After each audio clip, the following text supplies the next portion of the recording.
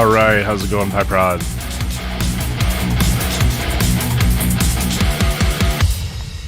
Rise and grind. Let's find a chiller track than this.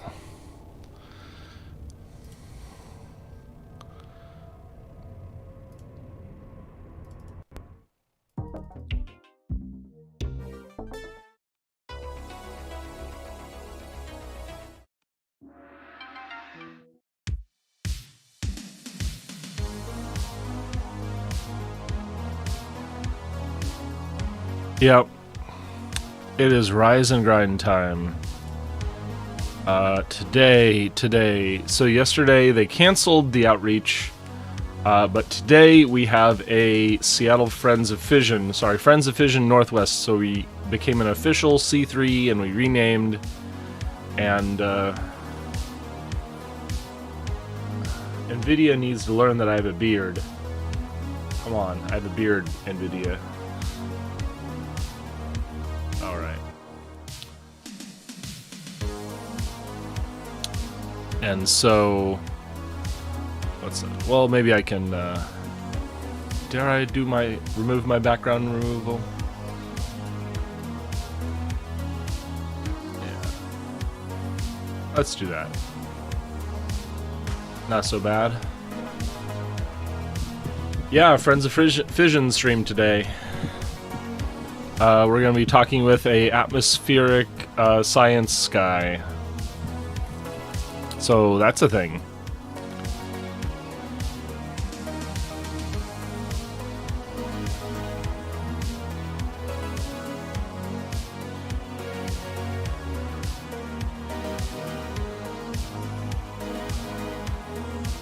A emeritus professor from the University of Washington.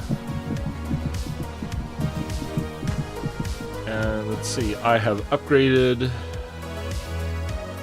this thing, and I only need... that's 2 runs. Maybe 1 run. No, yeah, that's 2 runs, I think. Oh no, because I have to refine them, so I won't hit that today. Okay, do I have enough time to finish the Borg event? I've got another day. Good. I might have enough time. I want to get my Vidar. Can I get my Vidar up a level? I don't know.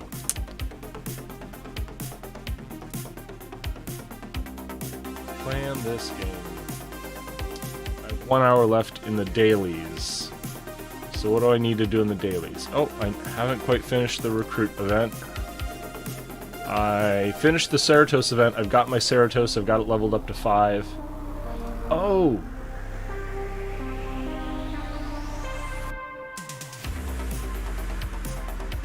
I need to do this really quick.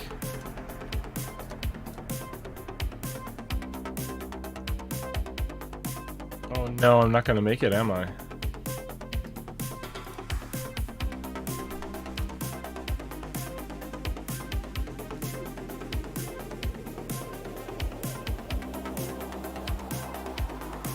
I hear my phone ringing. I'll be right back.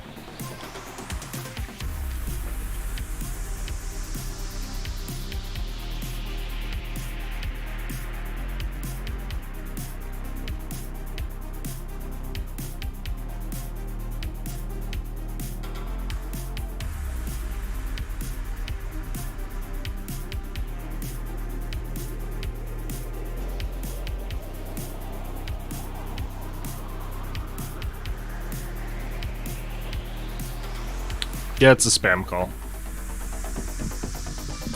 I remounted my camera and it's not holding its position. So I think I've got to back off a little. There we go, so I can stay in frame.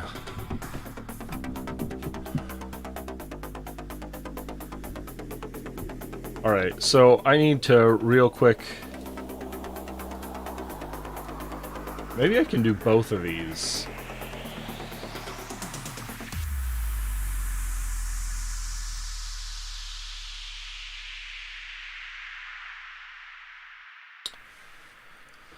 So which grinding should I do? I could do the 35. No, it's 33, 34. Not bad. I could do 35 swarms supported. I should just do 39 and 40s. That's what I should do.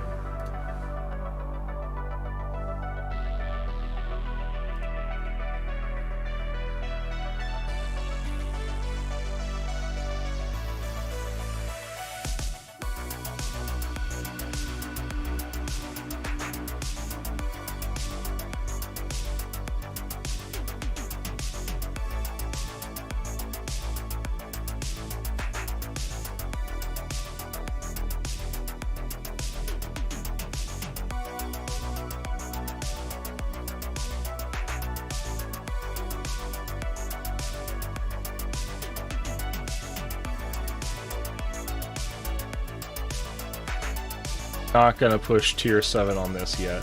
That's gonna be expensive. If I hit an upgrade event, maybe I'll do it.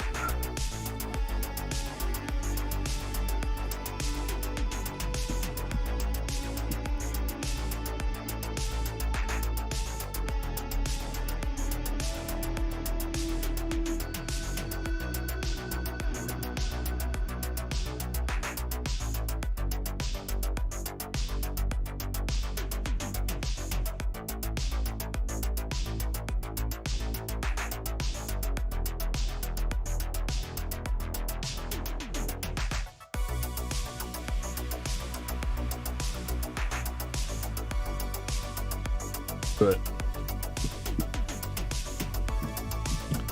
so I can hit both ends of the Ceratos event because I finished gathering the Ceratos, but I have to be quick.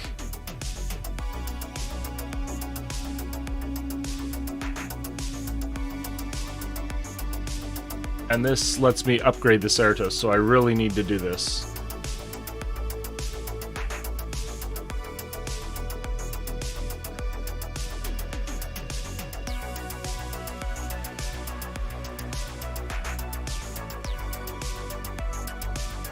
I just hit 35 recently. I pushed 36, and now I'm working on 37, Ops 37. 25 days left on that. I hear you should chill out at 39. And I think I agree with that.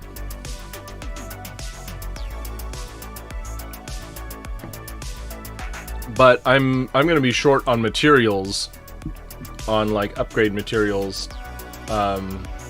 at 38.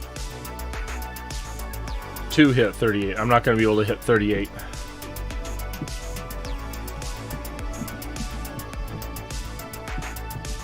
Not for free.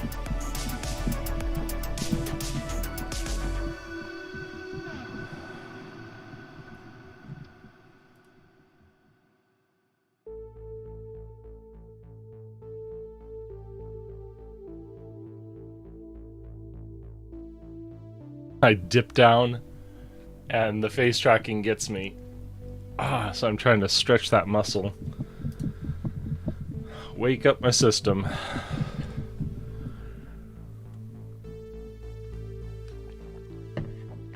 This will be a 2 or 3 hour stream because I got a lot to do today.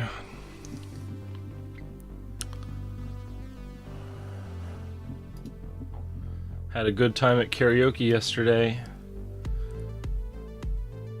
There was not enough people singing, so I put down a lot of songs.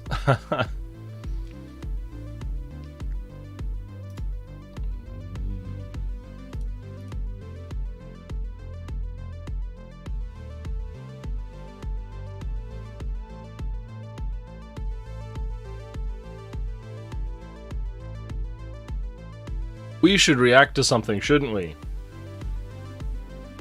While I'm grinding.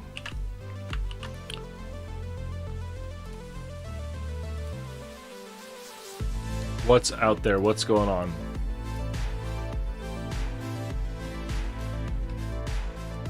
Okay, why don't we do this? We're gonna catch some subversive space commune content.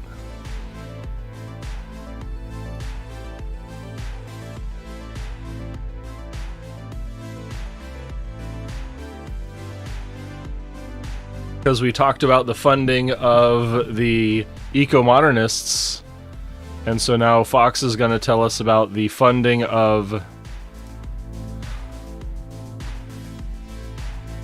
the other movements, Will the green movements. be funded? Last winter, I started to ask myself this question. Well, not that specifically, but I started to question whether or not we could actually make progress towards socialism while being funded by rich people. Hi, my name is Fox. I live in upstate New York and organize with my local tenants union. Most of the time, we focus on local issues, but last year, with a larger statewide housing justice coalition, we put pressure on the state to pass a bunch of new laws that protect tenants. Over the summer of 2019, New York State passed the biggest... All right, well, I'll pause it. Tell me when you're back, because this is good stuff, and you're like one of two people here. So I'll stay on Star Trek for just a minute. I should change categories once I go into React.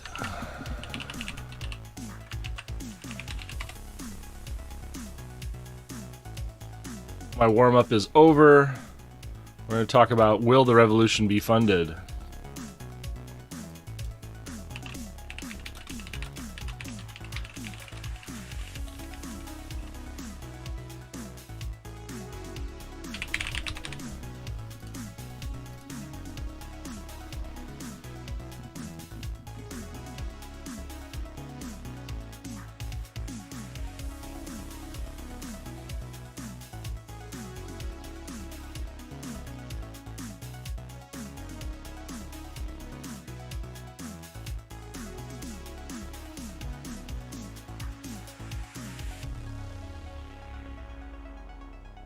All right, let's do it.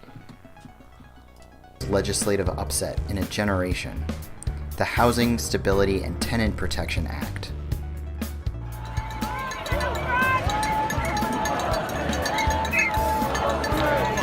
I don't mind. Hey everyone, we're over here in Albany fighting for tenants' rights. So come out and support us, or where you're at, support us. Okay? Cheer on.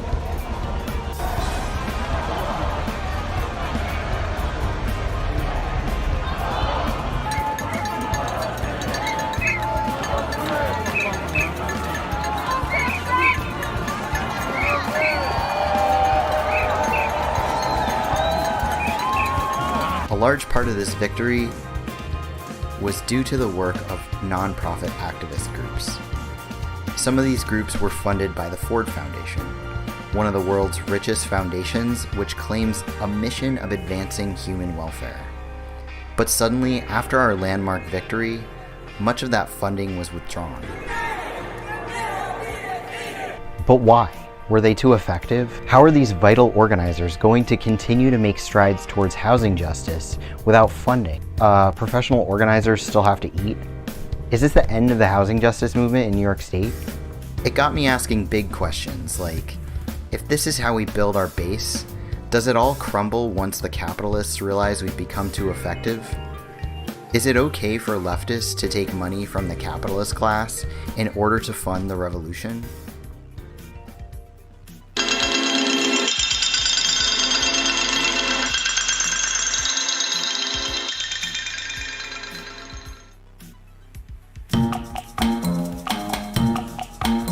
Micah White is best known for billing himself as the co-creator of the 2011 Sup, Equalizing Distort. My name is Michael White. I'm the co-creator of Occupy Wall Street, and I live near New York City. When I was young, I decided... See, there is a subsect of the internet that would use that word offensively, so let me allow that. That I was going to do this thing, which is that I was going to that's have appropriate the use ultimate of the activist word. pedigree and just do all of the insane things. So when I got back from Palestine, I was a big fan of this magazine called Adbusters. I worked my way up through making myself useful to the magazine. This is why I became a writer, is to work at Adbusters magazine, and became an editor and worked my way to the highest levels. And so what we did at Adbusters is we wrote what we called a tactical briefing, and we designed a poster. And the tactical briefing was basically just an email. You've got mail. As soon as we sent out the email, there was about something like 200 people in New York City who did think it was a great idea. And they were like these kind of outsider activists, and they ended up being the ones who, organized the first day of the protest. So there's still a lot of controversy around the creation of Occupy Wall Street. I still get people telling me, you didn't create Occupy Wall Street. And I'm like, okay, I did, and I co-created in the sense with Cullen because we were the first person who came up with the idea. We created the first Twitter account. I sent the first Twitter hashtag. We picked the date, the tactic, we framed the whole protest, all this kind of stuff. But obviously, yes, I didn't even go to New York City. This is the very nature of contemporary social movements. I did not go to New York City. So you have people in New York City like, he didn't create the movement, he was never here. And I'm like, absolutely, you're absolutely right. I never went to New York City, but the idea and all of the parameters came from somewhere else. The Actors Graduate School is an online school taught for and by activists. It's a space for activists who want to take their social movement creation and their protest stage to the next level. This is one reason, amongst others, that White has gained a reputation on the left for being a grifter. Wow, you're building a brand. My critique of Michael White's boutique activism still stands true, given his recent exploration into the apparently revolutionary potential of the 1% at the World Economic Forum. ... Skeptical emoji. Michael White is a grifter. He claims to have invented the activism that was going on long before he turned up. Then he thinks he can teach us how to be activists. And now he's at Davos and releasing a cryptocurrency. Just fuck off. A cryptocurrency. Unbelievably cynical and self-promoting. Soy. Anyone who claims they co-founded a movement is already thinking about the movement not as a collective endeavor, but as some sort of branded organization to be milked for fame and fortune. I mean, look, Wait, I missed that. Arun Gupta, Jacobin. There you go. I mean, look, there's all these unwritten rules, and we all experience them, and I don't think anyone's done a good job. Like, if I could, I would write an article where you just go and try to write down what these unwritten rules are. I mean, you discover them through stepping on them. Another one is we don't go to elite spaces. The only reason, so a huge critique that happened because I went to Davos was the only reason he's going to Davos is because he's sold out. That's the only reason someone would go to Davos is to sell out. And I'm like, really? That's the only reason? I went to Davos and then I went to visit Extinction Rebellion. I actually am following this other trajectory, which is really another one that I think is really hurtful is that no one should be able to live as an activist, financially. Oh yeah. If you make any money as an activist, you're obviously some sort of criminal or a grifter, this word that they use, grifter. Totally.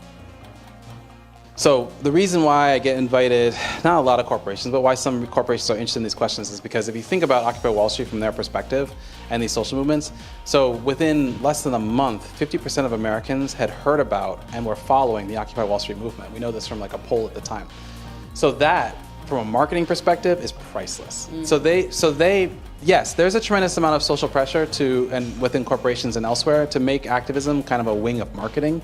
And we want to do large scale mobilizations because it's a great way to do free marketing and about this brands that we're working on. And so we've seen a lot of attempts, Pepsi made that ad, everyone hated it. I was just thinking of that, the ad in India where they're like, no, I'm gonna drink Pepsi. Totally, yeah. So there's that is a real danger. But I think that, I don't think I have a super good answer. So I'm here to kind of negotiate that uneasy alliance between social activists and elites so that we can build a climate mobilization that could, for example, plant 1 trillion trees. What I see happening is that activism is being integrated more deeply into the functioning of power and to elite circles, which is why we're here. It's very strange that Occupy Wall Street would be here, in this sense. But Whoa. Huh. So your activism is going to serve the ruling class. It's going to be about fixing the climate, but it's not really going to go any further than that. Okay, got it. But there is something about the capacity to mobilize people that elites are very curious about and very much want to learn about. And I think what I would say... Oh, Friends of Fission stream. Let's see. Friends of Fission stream will be 7 p.m. Pacific. So just over 10 hours from now. The youth is that they can't steal that power from us. They don't have the ability to steal it. They're going to have to work with us in this endeavor. So it's interesting. So I think it's obvious that Michael White would say the revolution can and should be funded. He makes it clear that activists have failed and the rich elites need us to mobilize large swaths of the population for their causes, which I guess he believes are just. I mean, I guess he thinks there are some good rich people out there. He also brings up the fact that people still need to work for a living so they can eat and survive. He's got a point there. I mean, don't organizers and activists deserve that just like everyone else? Are they supposed to starve for the cause? I certainly wouldn't want them to. That being said, White is criticized by some of the larger leftist platforms, and I'm starting to see where they're coming from. There's something very salesy about him that I can't quite put my finger on.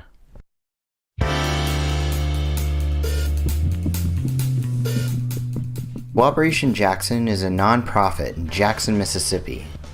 They bill themselves as an emerging vehicle for sustainable community development, economic democracy, and community ownership. Their homepage touts that they are building a solidarity economy in Jackson, Mississippi, anchored by a network of cooperatives and worker-owned, democratically self-managed enterprises. The history of Cooperation Jackson is deep and layered, and very much revolves around the activism of Callie Akuno.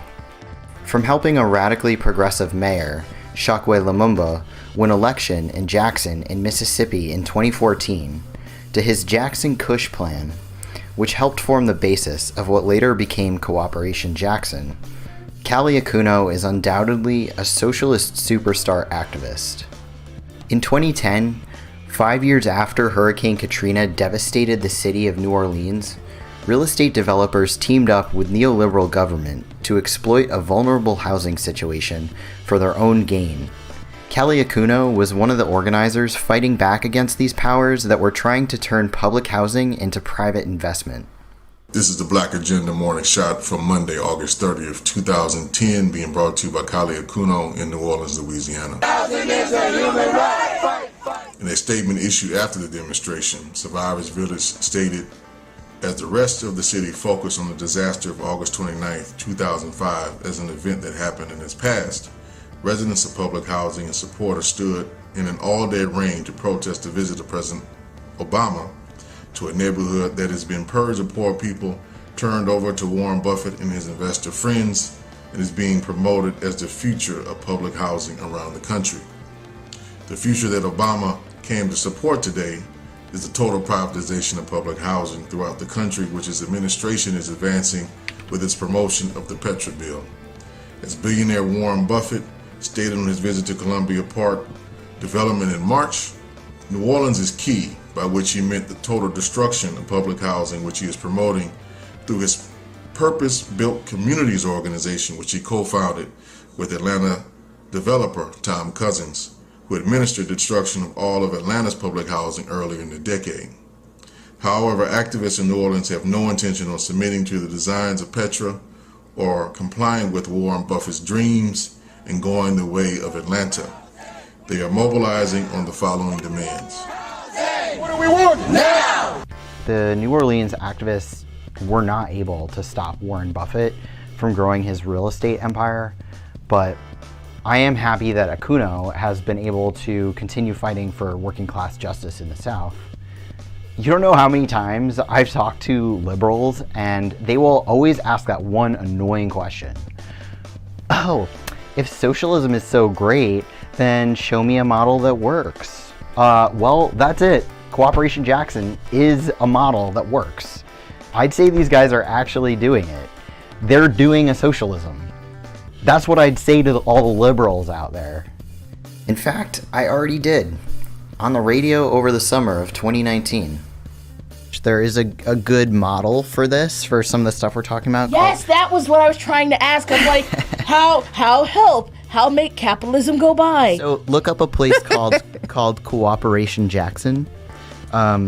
They're basically a little socialist society. Has any kind of government agency tried to step in and stop them? I'm not sure about that. I would love to learn more about them. But this community, it sounds awesome, but the U.S. has a history of getting rid of awesome, any kind of commune or anything. You can call it cults. I'm not comparing this to Branch Davidianism, but they will send the ATF or whoever in there to kill you, and nobody outside is going to know what went on in there. We'll just have whatever reports come out, and it's just it seems like every time something comes along that's different, even if it's good, eventually someone stamps it out. So, I said it here. If something happens to this place, it was the government. Not to sound like a paranoid weirdo, but I am a paranoid weirdo, and it's really not that unheard of.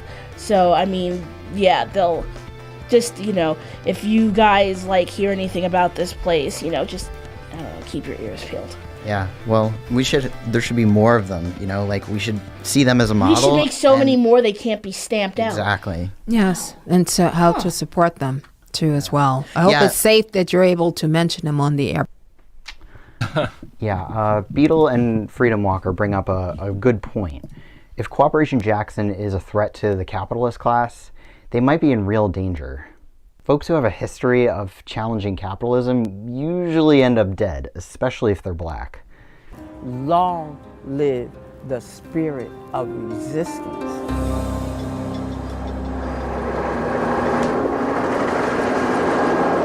It's 5:27 p.m. State police helicopter drops it. There is the explosion. What you are looking at now is a live picture of the water cannons pouring high-pressured streams of water onto the top of the move house.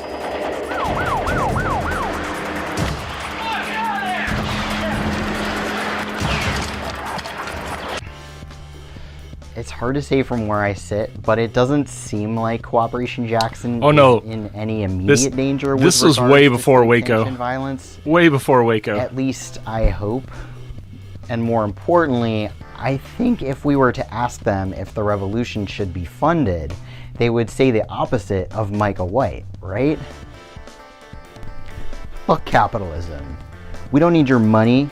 We the people are going to make this happen. Our commitment should be to eliminate capitalism because it is not a system that's benefiting humanity. Maybe a small part of humanity, but not most of us, in the majority. So it's in that context that I challenge that we say we should build movements, and they're not giving us a gift because the wealth that they're distributing comes from the workers. So we are challenging them to get back a greater share of the wealth that we create as working class people, and it's largely appropriated by the capitalist class and its state agencies. So it's in that context where I said we will challenge them, but it's going to be, we must have movements that's big enough to challenge at, where they will send resources our way. And we're not grateful for it because it's our money. It's like Bill Gates giving $1 billion. We're not grateful to Bill Gates. That's money that they stole from the working class. So you're barely giving us something so you can look good in the eyes of the working class. We are not grateful for that. We'll take it, and at the same time, we'll string him up the next day.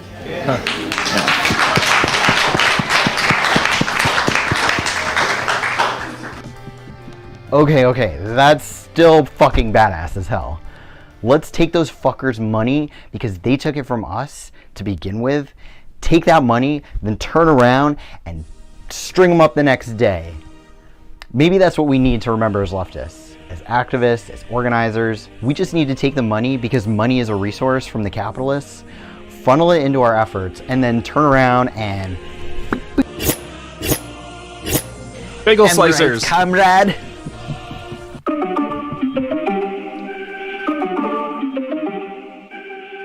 Peter Buffett is the son of the world's third richest man, Warren Buffett.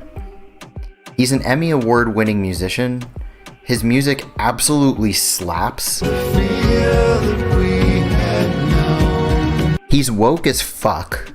He wears his pussy hat with pride and vigor. He's the co-founder of the Novo Foundation, one of the world's largest and most influential charitable foundations. But more than anything, he's famous for writing a 2013 op-ed to the New York Times criticizing the charitable industrial complex. What to make of the following? Philanthropy is enjoying a heyday. The nonprofit sector has never given away more, $316 billion in 2012, according to the Urban Institute. Meanwhile, government's in crisis and basic human services are being cut. Grit TV guest Peter Buffett thinks a lot about these topics. He's a musician and composer, but yes, he's also the son of Warren Buffett. With his wife, he heads up a foundation.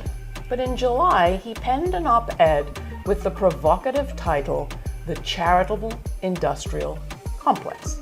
And he wrote, as more lives and communities are destroyed by the system that creates vast amounts of wealth for the few, the more heroic it sounds to give back. It's what I would call conscience laundering. So I've called it philanthrofeudalism, but I like this charitable industrial complex. What do you mean by it? Well, you know, it's a system like so many others that have sort of, I guess it's grown too big for its britches or something. And I will say britches because it's mostly men. But it really seems like it's sort of folding in on itself and, you know, keeping itself alive as opposed to trying to put itself out of business. Dang. For a billionaire, this guy seems pretty woke. If the revolution is going to be funded, this is the guy to do it. This is the benevolent billionaire that we as leftists need.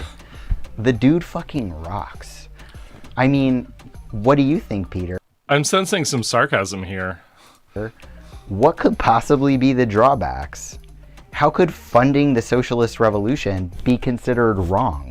Well, you know, I sort of hate to say it's wrong, misguided, you know, off the tracks a little, but not because there aren't well-meaning people, but it's because you get caught up. You know, one thing, for instance, is I say that when you have $1 billion foundation, you're better looking, your jokes are funnier.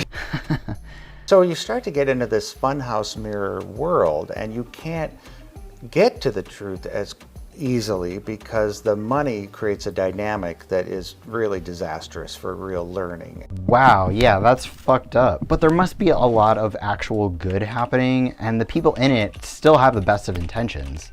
These are well-meaning people, right? There's plenty of good happening, and certainly plenty of well-meaning people, but as it gets into larger sums, bigger egos, bigger rooms with more people in them. It starts to disconnect itself from the very issues. I did a stinky. Solving or helping or whatever. Huh. So what happens when it becomes large sums of money? You've got people with vast amounts of money controlling government ultimately too. But didn't we create a system when we created graduated income tax? And you have governments that are elected with accountability to the people that decide how some of this money is spent. The philanthropists today want to not pay taxes, right, and shelter their money, but then, well, control government, as you said, through campaign contributions. Yeah, and then play with it with charitable contributions. And yeah, the whole, it's a mess. I mean, surely the fact that he's saying this means he's aware of the problems, so he's figured out a way around them, right? Soy, so I'm like soying about Greenpeace controlling governments, controlling the energy supply in Europe, banning nuclear energy, helping create a Russian hegemony in Europe because they can't provide the energy they need, and then they're bound to the manipulations of Putin's regime. Uh-oh, I did a stinky, uh-oh.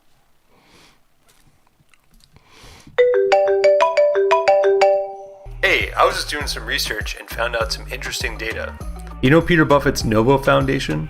Well, they spent over $100 million from 2013 to 2018 in and around Kingston, New York. Over $60 million of that was in 2018 alone. Of all the small towns in the country, there are only 2 others where one philanthropist or foundation has given so much. They are Peter Buffett and the Novo Foundation in Kingston, $62 million. The Walton family, aka Walmart, in Bentonville, Arkansas, also $62 million. And Howard Buffett in Decatur, Illinois, $45 million. Fuck, that's a lot of money, Jesus. Good news though, our friends at Cooperation Jackson say that Kingston is doing awesome things just like they are. This place Kingston sounds like a leftist paradise. I wish I lived there. Oh, wait a minute. But I do live here. Historic waterfront. Historic waterfront. In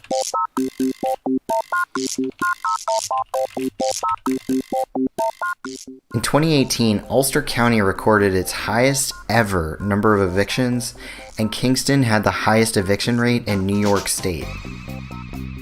The county... Vampire Hunter D, you're calling me perverse?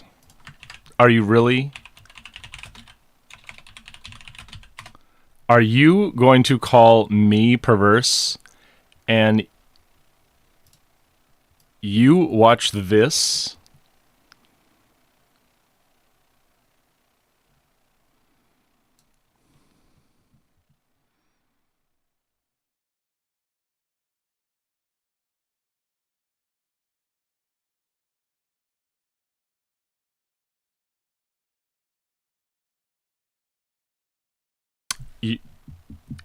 Welcome to the club, my weeb brethren. I'm glad you joined me in the soy space.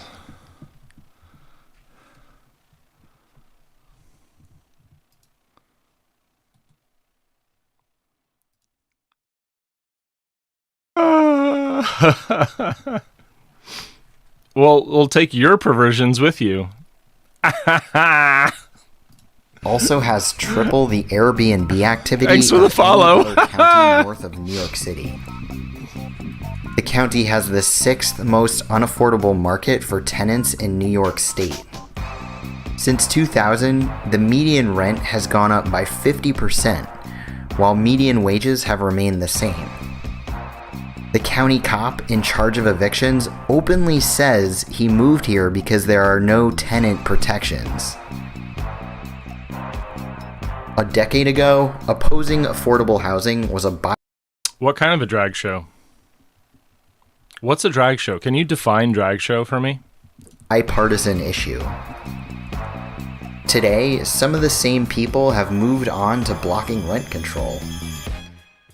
Local politicians give tax breaks and sell public assets to private developers, and then do business with them after they leave office. Andrew Cuomo, the local government, and New York City developers are openly mining the city's qualities to spur development. Wait, that's not an answer. You're not answering my question. What do you mean a drag show? Tech jobs and revitalization. It is a new city with a new attitude and a new trajectory. Don't you believe in freedom? Are you going to legislate something without knowing what it is? Legislate. Come on. Are you going to legislate drag shows without defining them? It's a totally changed place. It can be done. Are you going to soy out like Cuomo? Are you going to be a soy libcuck?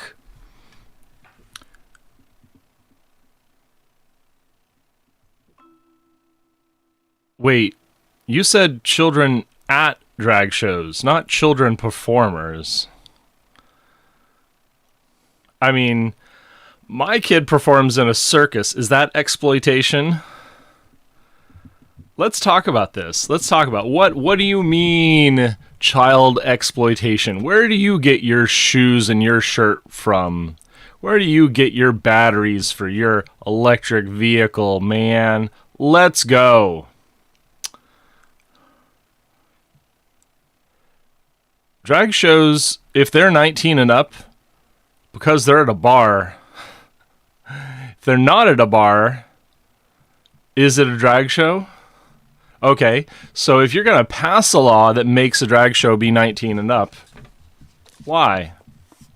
What content in that drag show is objectionable? Let's be very specific about it. Is it about nudity? Is it about obscenity? Or is it about a dude wearing a dress?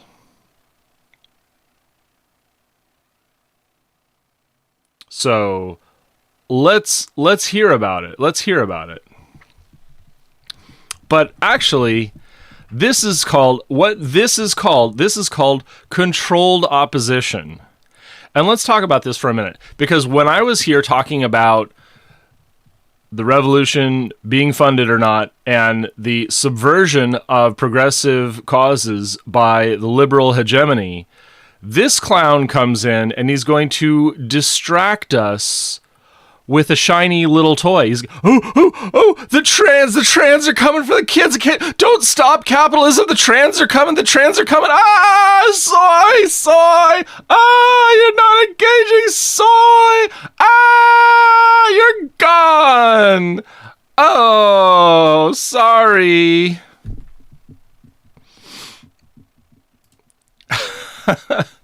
You can say whatever you want on Twitch, but it's not going to show up on stream now. I'm sorry. Your controlled opposition is failed. Doing. Evidentiary note. Young friend of mine, millennial, was in California, an artist, calls me up and moving back to New York. Where are you going? Kingston. I said, really? She said, yeah, I've been there. It's very cool. I said, see? I know cool. Howard does not know cool. So quirky, so cool. Yeah, Cuomo. Yeah. The same problems exist in the other two towns. Wait. What do we know from Cuomo? He's a good guy, right? He didn't do anything bad, did he? Oh, can't. I did a stinky. Canceled. Towns that are receiving the most concentrated philanthropy. The influx of charitable investment leads to capital improvement, which leads to gentrification. And without strong tenant protections, results in the displacement of the existing community. True.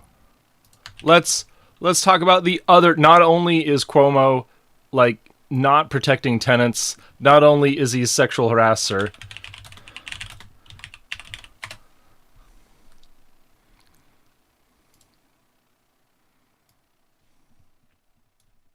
he did this. He killed our clean energy in New York. Andrew Cuomo, the great liberal savior, destroyed clean baseload energy. Okay, so let's take a closer look at this article titled, "The U.S. City Preparing Itself for the Collapse of Capitalism." From a festival that helps artists trade work for healthcare to a regional microcurrency, Kingston is trying to build an inclusive and self-sufficient local ecosystem. Much of this article revolves around an annual event called the O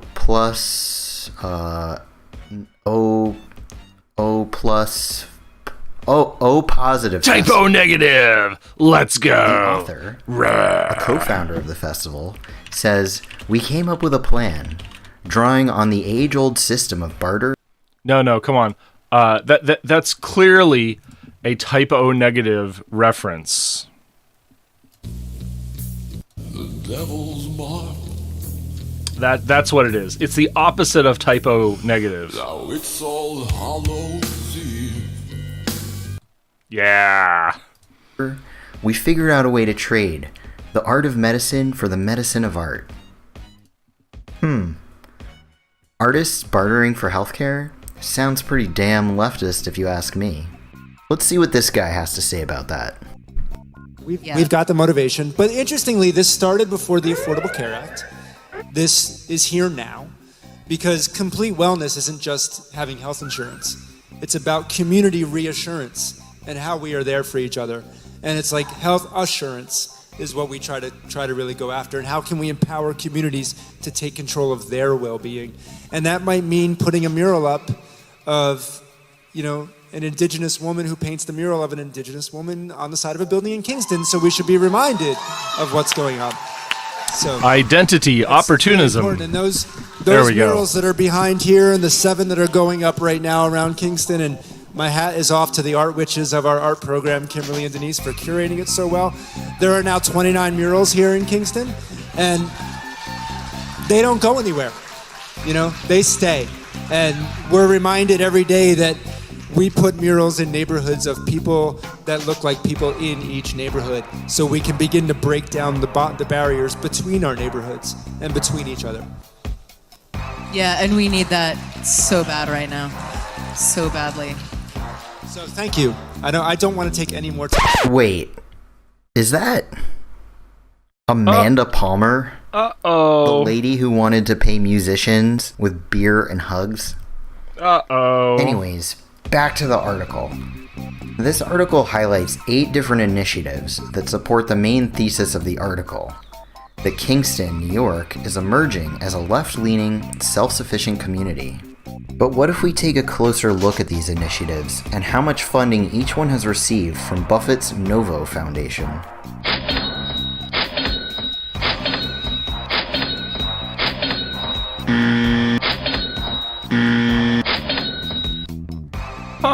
A more accurate title for this article would be How a Billionaire is Ushering in a New Era of Philanthrofeudalism. But Peter's financial entanglements are conveniently left out.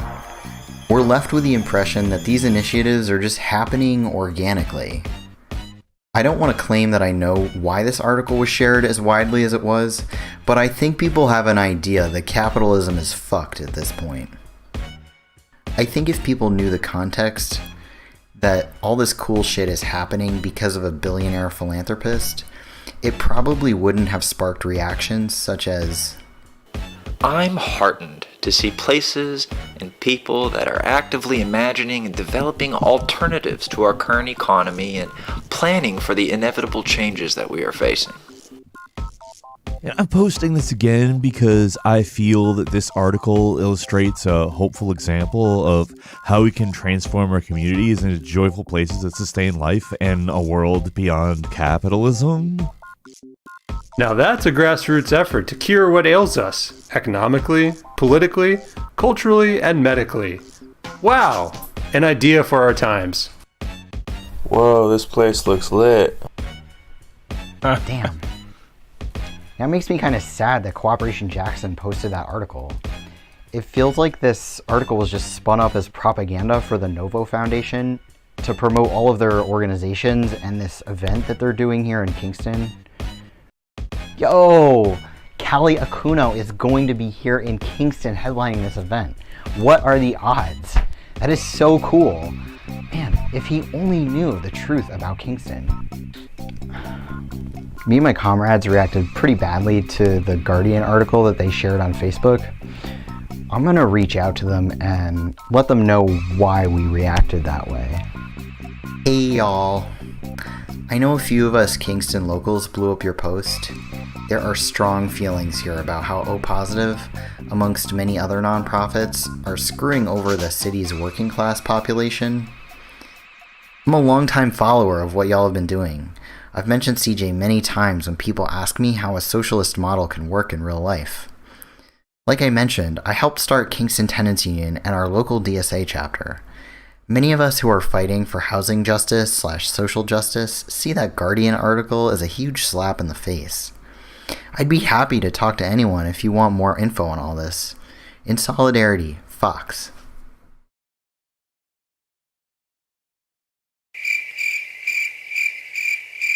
Oh, Oof. That's a bummer that they didn't respond. Oh well. Man, that whole thing with Cooperation Jackson and the Novo organizations was so weird. Just for shits and giggles, I'm gonna Google something.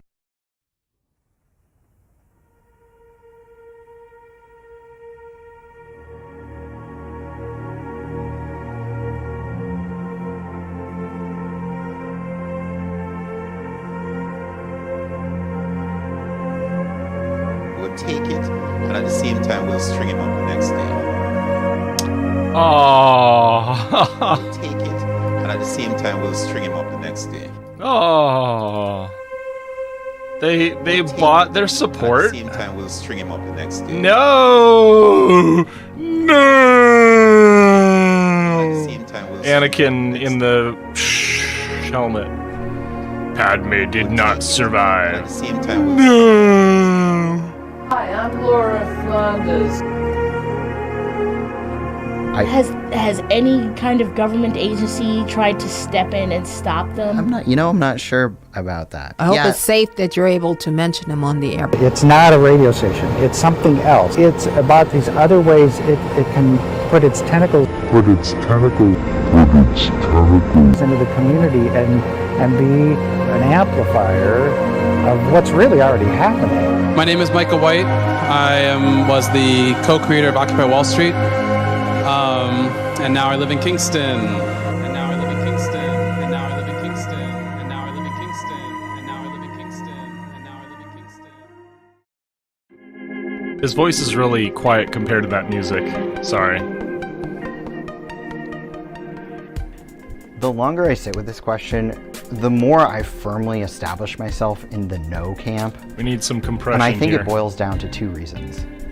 Reason number one, clout sharks and elite capture. In the case of Michael White, it's pretty obvious to see how money attracts opportunists, often in the form of clout sharking. Clout sharks, man. This clout shit is funny. People who are out for social capital gain, or it usually happens by way of elite capture. The concept of elite capture originated in the study of developing countries to describe the way socially advantaged people tend to gain control over financial benefits meant for everyone, especially foreign aid. But the concept has also been applied more generally to describe how political projects can be hijacked, in principle or in effect, by the well-positioned and resourced, as Yang's Step Up demand exemplifies. The idea also helps explain how public resources such as knowledge, attention, and values get distorted and distributed by our power structures, and it is precisely what stands between us and Smith's urgent vision of coalition politics. The individualism inherent in Michael White's body of work is palatable. He brags about being invited to elite spaces. He runs an activist graduate school. He's literally profiting off of the professionalization of activism. I don't know if a more neoliberal concept exists. Reason 2, undermining the actual movement. Even if Cooperation Jackson is the perfect socialist model, they're inherently not. It doesn't actually work. It relies on capitalism. It's crushing and unfortunate. I wanted so badly for it to be true, just like many of my comrades. It would feel so good to have a W. And you could argue that sometimes we just need some inspiration, some hope. But if we're being lied to, if we're not being told how all this works, we'll be left with more despair after the feel-good drug wears off. Some folks on the left that I've talked to will make the argument in favor of funding, saying that we can take the money as a resource from elites, but then turn around and cut ties with them as soon as we've secured the funding. This sounds ideal in theory, but in practice, I don't think I've ever seen an example of this working. It's usually the other way around. Elites pull funding once the nonprofit becomes not only effective, but dependent.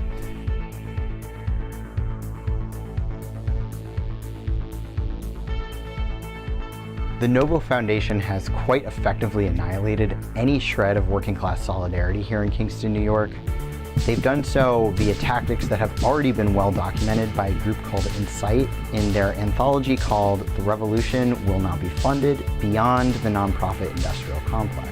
Insight defines the nonprofit industrial complex as a system of relationships between the state, the owning class, foundations, and nonprofits. This system of relationships results in the surveillance, control, derailment, and everyday management of political movements. They go on to say that the state uses nonprofits to monitor and control social justice movements. The station is really, I really do say it's a social justice organization disguised as a radio station because we aren't just a radio station in the sense that we are out in the community supporting block parties, live streaming from City Hall, going to just about every event. But it really saw, in, again, a small community specifically, we could cover essentially the whole thing and become the station, which we have in a very short time. Divert public monies into private hands through foundations. In 2017, Kingston was awarded a $10 million downtown revitalization grant. 8 of the 19 committee members that were hand-selected to decide how the money was spent were from Novo-funded nonprofits, and even included Peter himself. Manage and control dissent in order to make the world safe for capitalism.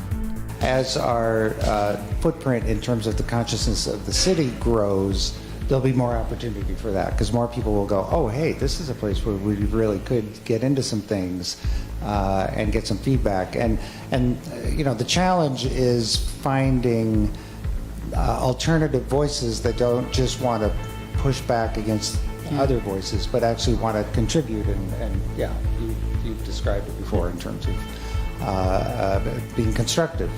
Redirect activist energies into career-based modes of organizing instead of mass-based organizing capable of actually transforming society.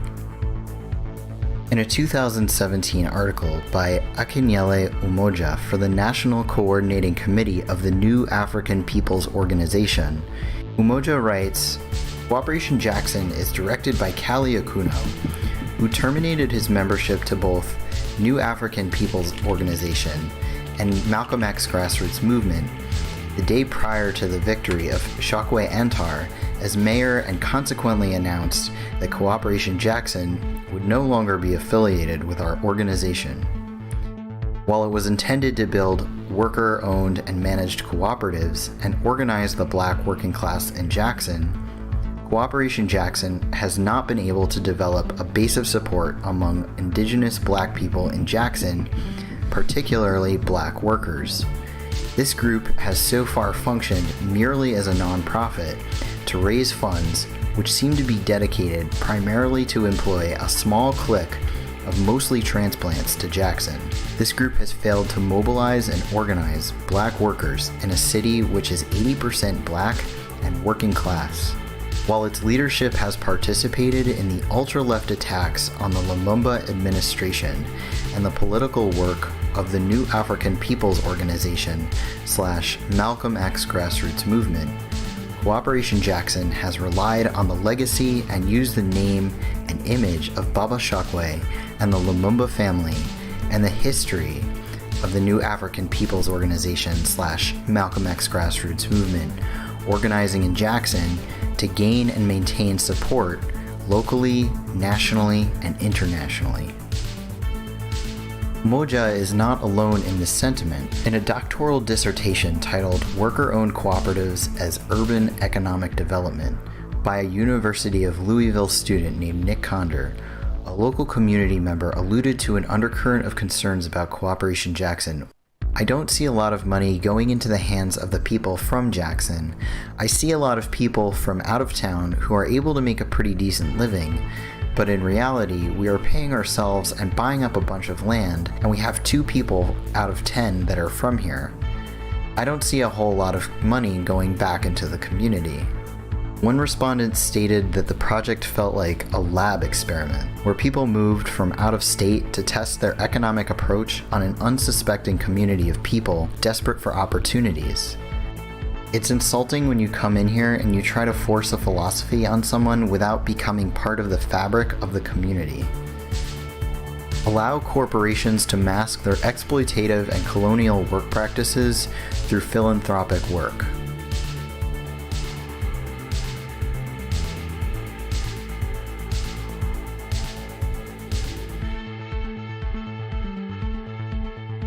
Encourage social movements to model themselves after capitalist structures rather than to challenge them.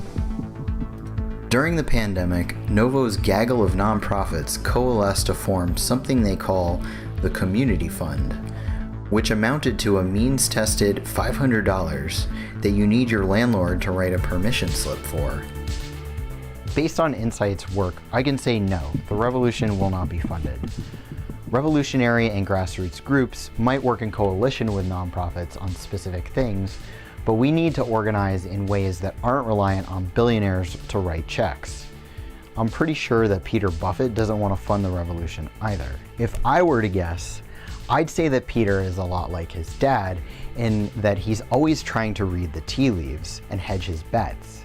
Insight's book came out before Peter wielded the power of $1 billion foundation. It wasn't until 2006, a year after the book came out, that Peter received $1 billion commitment in the form of Berkshire Hathaway stocks from his dad.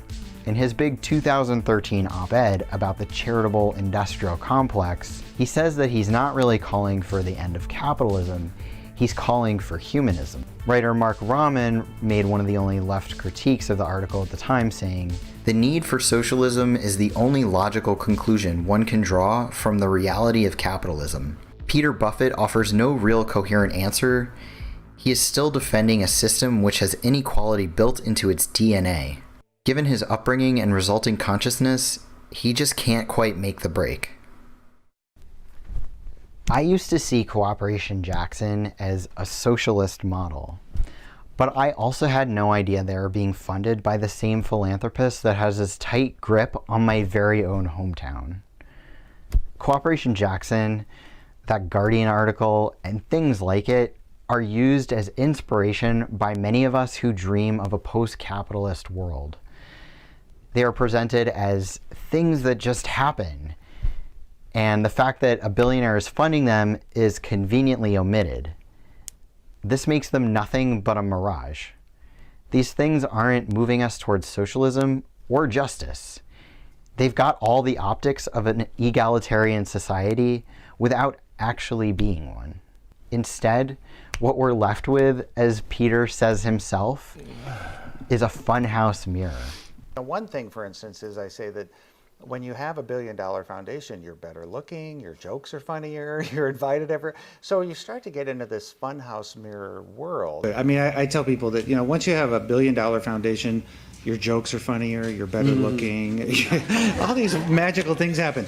And it's funny, when you have a big foundation like that, and I always like to point out that it's amazing when you have $1 billion foundation. I joke about the fact that the meta commentary. Jokes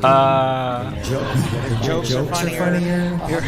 But it's crazy what happens. When you have a big foundation, you're better looking, and you're funnier, and you're all those things. It's amazing when you have $1 billion foundation, though. You're funnier, you're better looking. All these it's amazing things happen.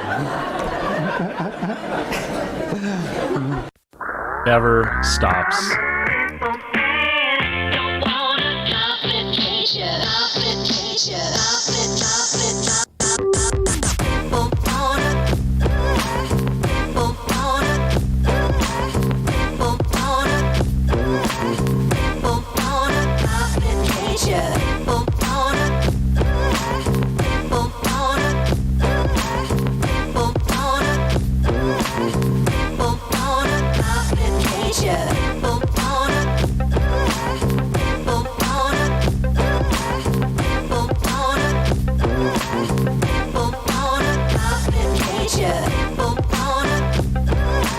This is long. Okay, I'm sorry. I'm gonna skip this. It's a song and a list. Whoa, I see Seattle. Okay, let's stop. Seattle.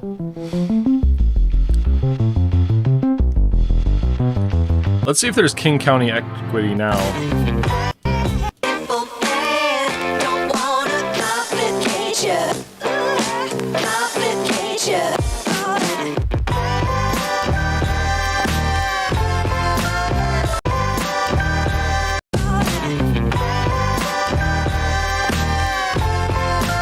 Okay, no, it's not there. All right. Our legit leftist organization is not there. Oh, Free Software Foundation? I doubt it, but let's see. You know what? And here's the thing about the Free Software Foundation is it's not there. Okay.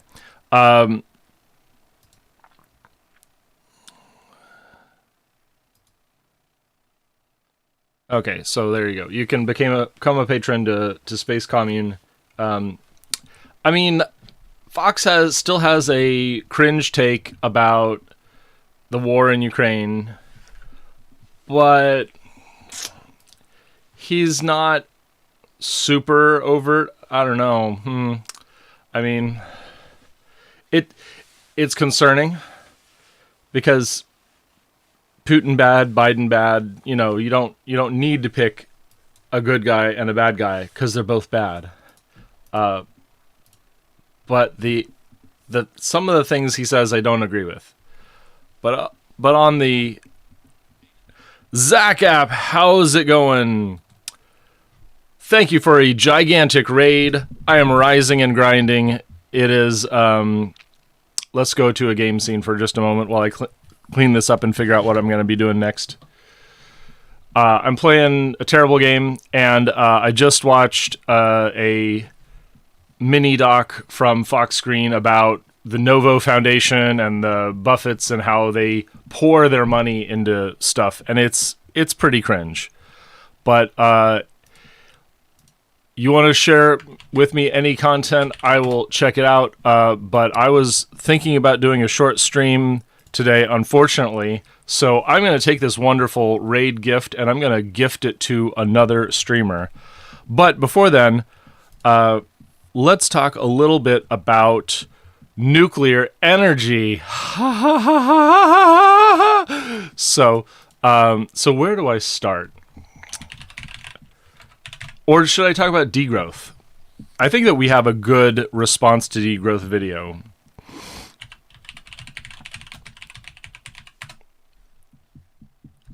Those raiders are awfully quiet. But let's thank some followers. Again, thanks for the wonderful raid. And Mr. Golden V, hello, how's it going? Thank you to the new followers. Froggy Mano, Mr. Golden V, Neurological. A morning in Fukushima. Okay. If you have one CT scan... Okay, I assume you're not talking about the entire province of Fukushima. Okay, why don't we go over this? Let's pull up the Safecast map. And I can tell you exactly what the answer is. How can I tell you what the answer is? Well, it's a funny story. You can tell what the exact answer is because we have this map, because we have detectors, because radiation is the easiest pollution to detect. And so that's why. So here's the plant. I assume one of these sites, if there's like a measuring site, that would be acceptable. Because these blobs, these are historic numbers. But I want to find a detector. I want to find a monitoring station. Like, what's this? Where is a monitoring station?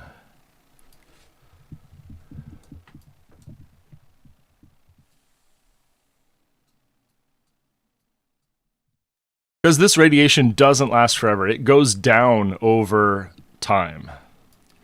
I think you might be making a big L there, Froggy Mano, because your Atlantic fish is going to have a lot more fossil fuels in it. Your Pacific fish might have a little bit more plastic in it.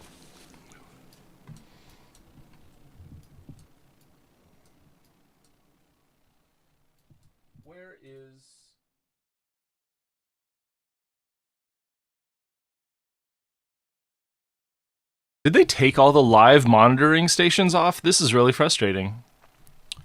Just a minute.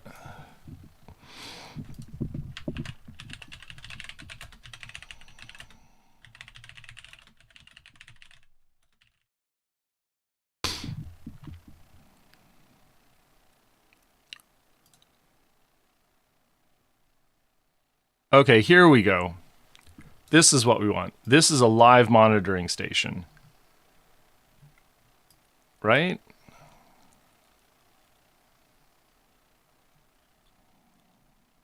Okay, this is more like it.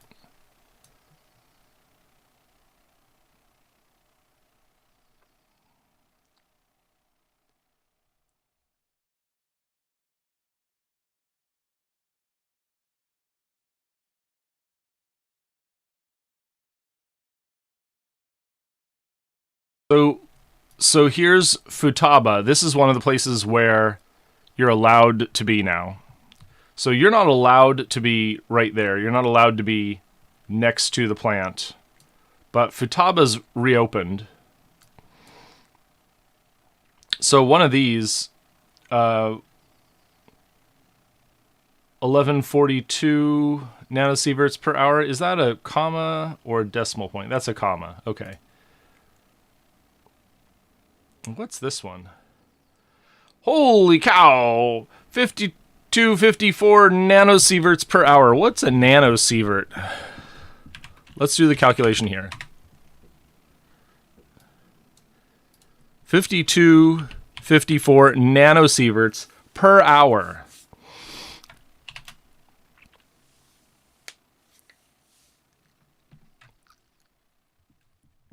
So, in this place where people might be able to go, and I'm not sure, I'll have to look it up, but this one's pretty hot. But that's nanosieverts. Wait a minute, let's do nano. Let's do Wolfram Alpha. Yeah, Wolfram Alpha is the best way to not screw this up. 5254.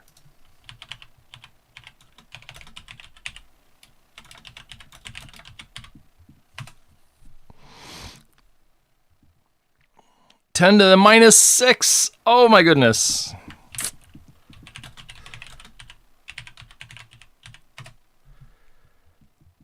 One to 10 millisieverts.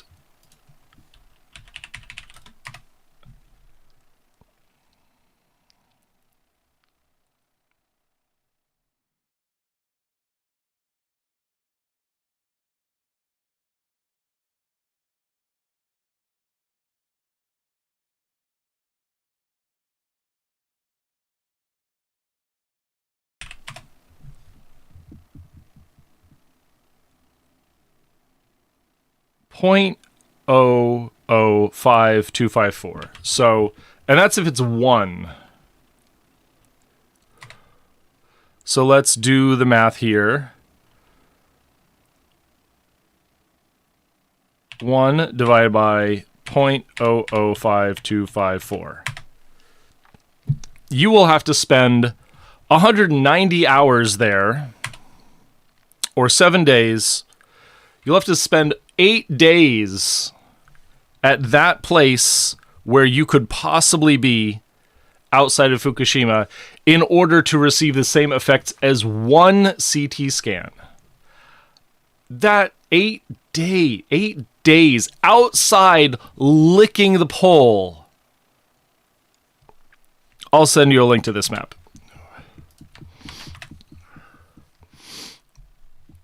Official Japanese radiation map. These are radiation monitoring stations.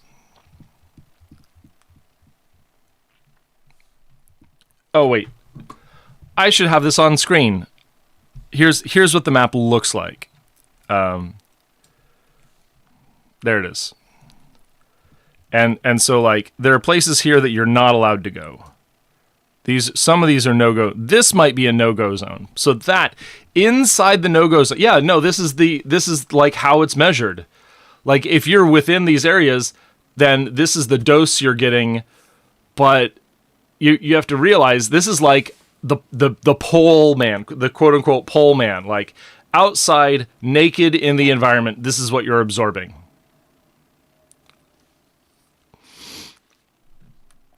Tijin, I don't know, man. I keep asking for funding, but I guess I'm not worth it. I actually have not signed the affiliate agreement. I'm considering it. And thank you, Zach, for the raid. We'll get this channel up above 500 followers, and that'll be pretty good. And then I might just sign that affiliate agreement. I think it's time. What do you think? Is it time to start the emotes and subscriptions and all that? I am, however, multi-streaming. You can find all my links at linktree/YesTV. And that's in my profile, but there it is. So I'm Carl, for everyone who's stuck around. Thank you. Click the profile icon twice. I see 35 of the 50-some hung around so far. Thank you very much for hanging around. And I talk about environment, climate, and nuclear energy. So I'm going to give you a little, while I switch back to my game, I'm going to find a new video here from the Eco-Modernist channel. Oh, did someone cover our channel?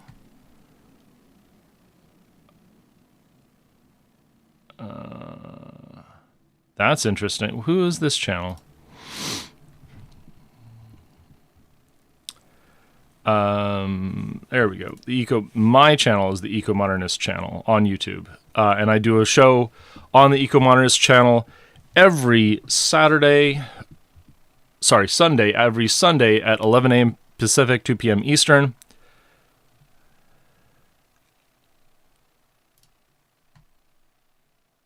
So if you want to hear what degrowth actually is, here's a video that I did, a program that I did and Gabe edited, and we're talking to Mike Stass, who is a full-on degrowther. Froggy, you came from Zachapp. Zachapp's an affiliate. That's how he gets money from Twitch. That's how he gets subs. Yes, it is sus. Hello and welcome to the Eco-Modernist channel live. I'm Carl Pauls. I'm joined by Gabe Ignetti, Chris Bergen, and we're joined by Mike Stassi today, who's from Australia and writes about the philosophy of degrowth. Welcome to the show, Mike. Could you tell us a little bit about yourself and the subject of your writing? Well, I don't just write about degrowth. I write about all sorts of things. I started life as a civil engineer, and then I got sick of that, so I became a professional photographer. And then I got wiped out by the economy when it crashed in 1990. So I retrained in renewable energy technology because I thought at the time that renewable energy would save the day, which I now realize it won't. I also learned that the best way to combat all the issues that we've got regarding energy is actually to go energy efficient. And so I tried to start a business designing energy efficient houses, but the housing industry just wouldn't have it, and I just gave up in the end. And now I'm actually living in a zero energy house, and we don't heat. The temperature in this house is 20 degrees Celsius plus or minus 2 all year round. Where do you fall in terms of things like densified housing and mass transit and dense scale power generation for cities?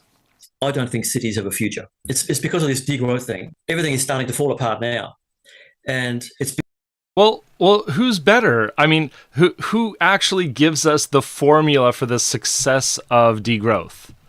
And that's where it is. Because you're gonna cringe at this guy, but show me a pattern of living that's alternative to this guy. Because of resource shortages, for instance. One of the first things that we're likely to run out of is copper. Now, people talk about all sorts of other resources, peak oil, and peak oil has happened. It happened in November 2018, but we have so little copper left that to electrify everything is impossible. In fact, most of what people think is going to happen is impossible because of resource constraints. A good friend of mine. Wait, did you? I gotta check your stream. Did you cover this? Oh, come on. No. Oh, okay. You were talking about other solutions. I opened the wrong browser. He's also Australian. He's someone you might want to interview at some stage too. His name is Simon Michel. He's a mining engineer, and he's got degrees in physics and mathematics, and he's got a PhD in something. And he's working for the Finnish government at the moment. And because he's paid to do all this research, he actually has managed to do a lot of research, and he's the one who's told me that copper is going to be a real issue. But there's all sorts of metals that we're going to run short of over the next 2 decades. Some of them we're going to be running short of this decade. And so a whole lot of things to do with electrification of everything, which is what people are talking about, it just can't happen. We don't have the resources to build all of the high-tension transmission power lines, for instance, all the transformers, and all the electric cars, because they all need copper. No, and I'm going to probably challenge him on this. I'm 90% sure I did.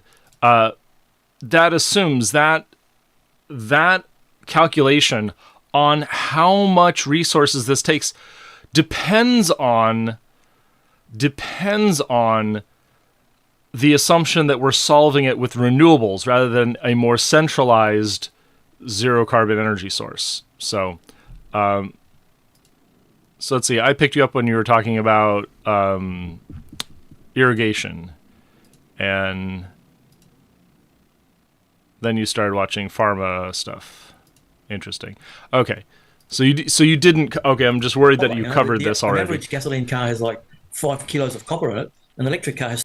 And thanks for the follow, Zenthia. 300 kilos of copper in it.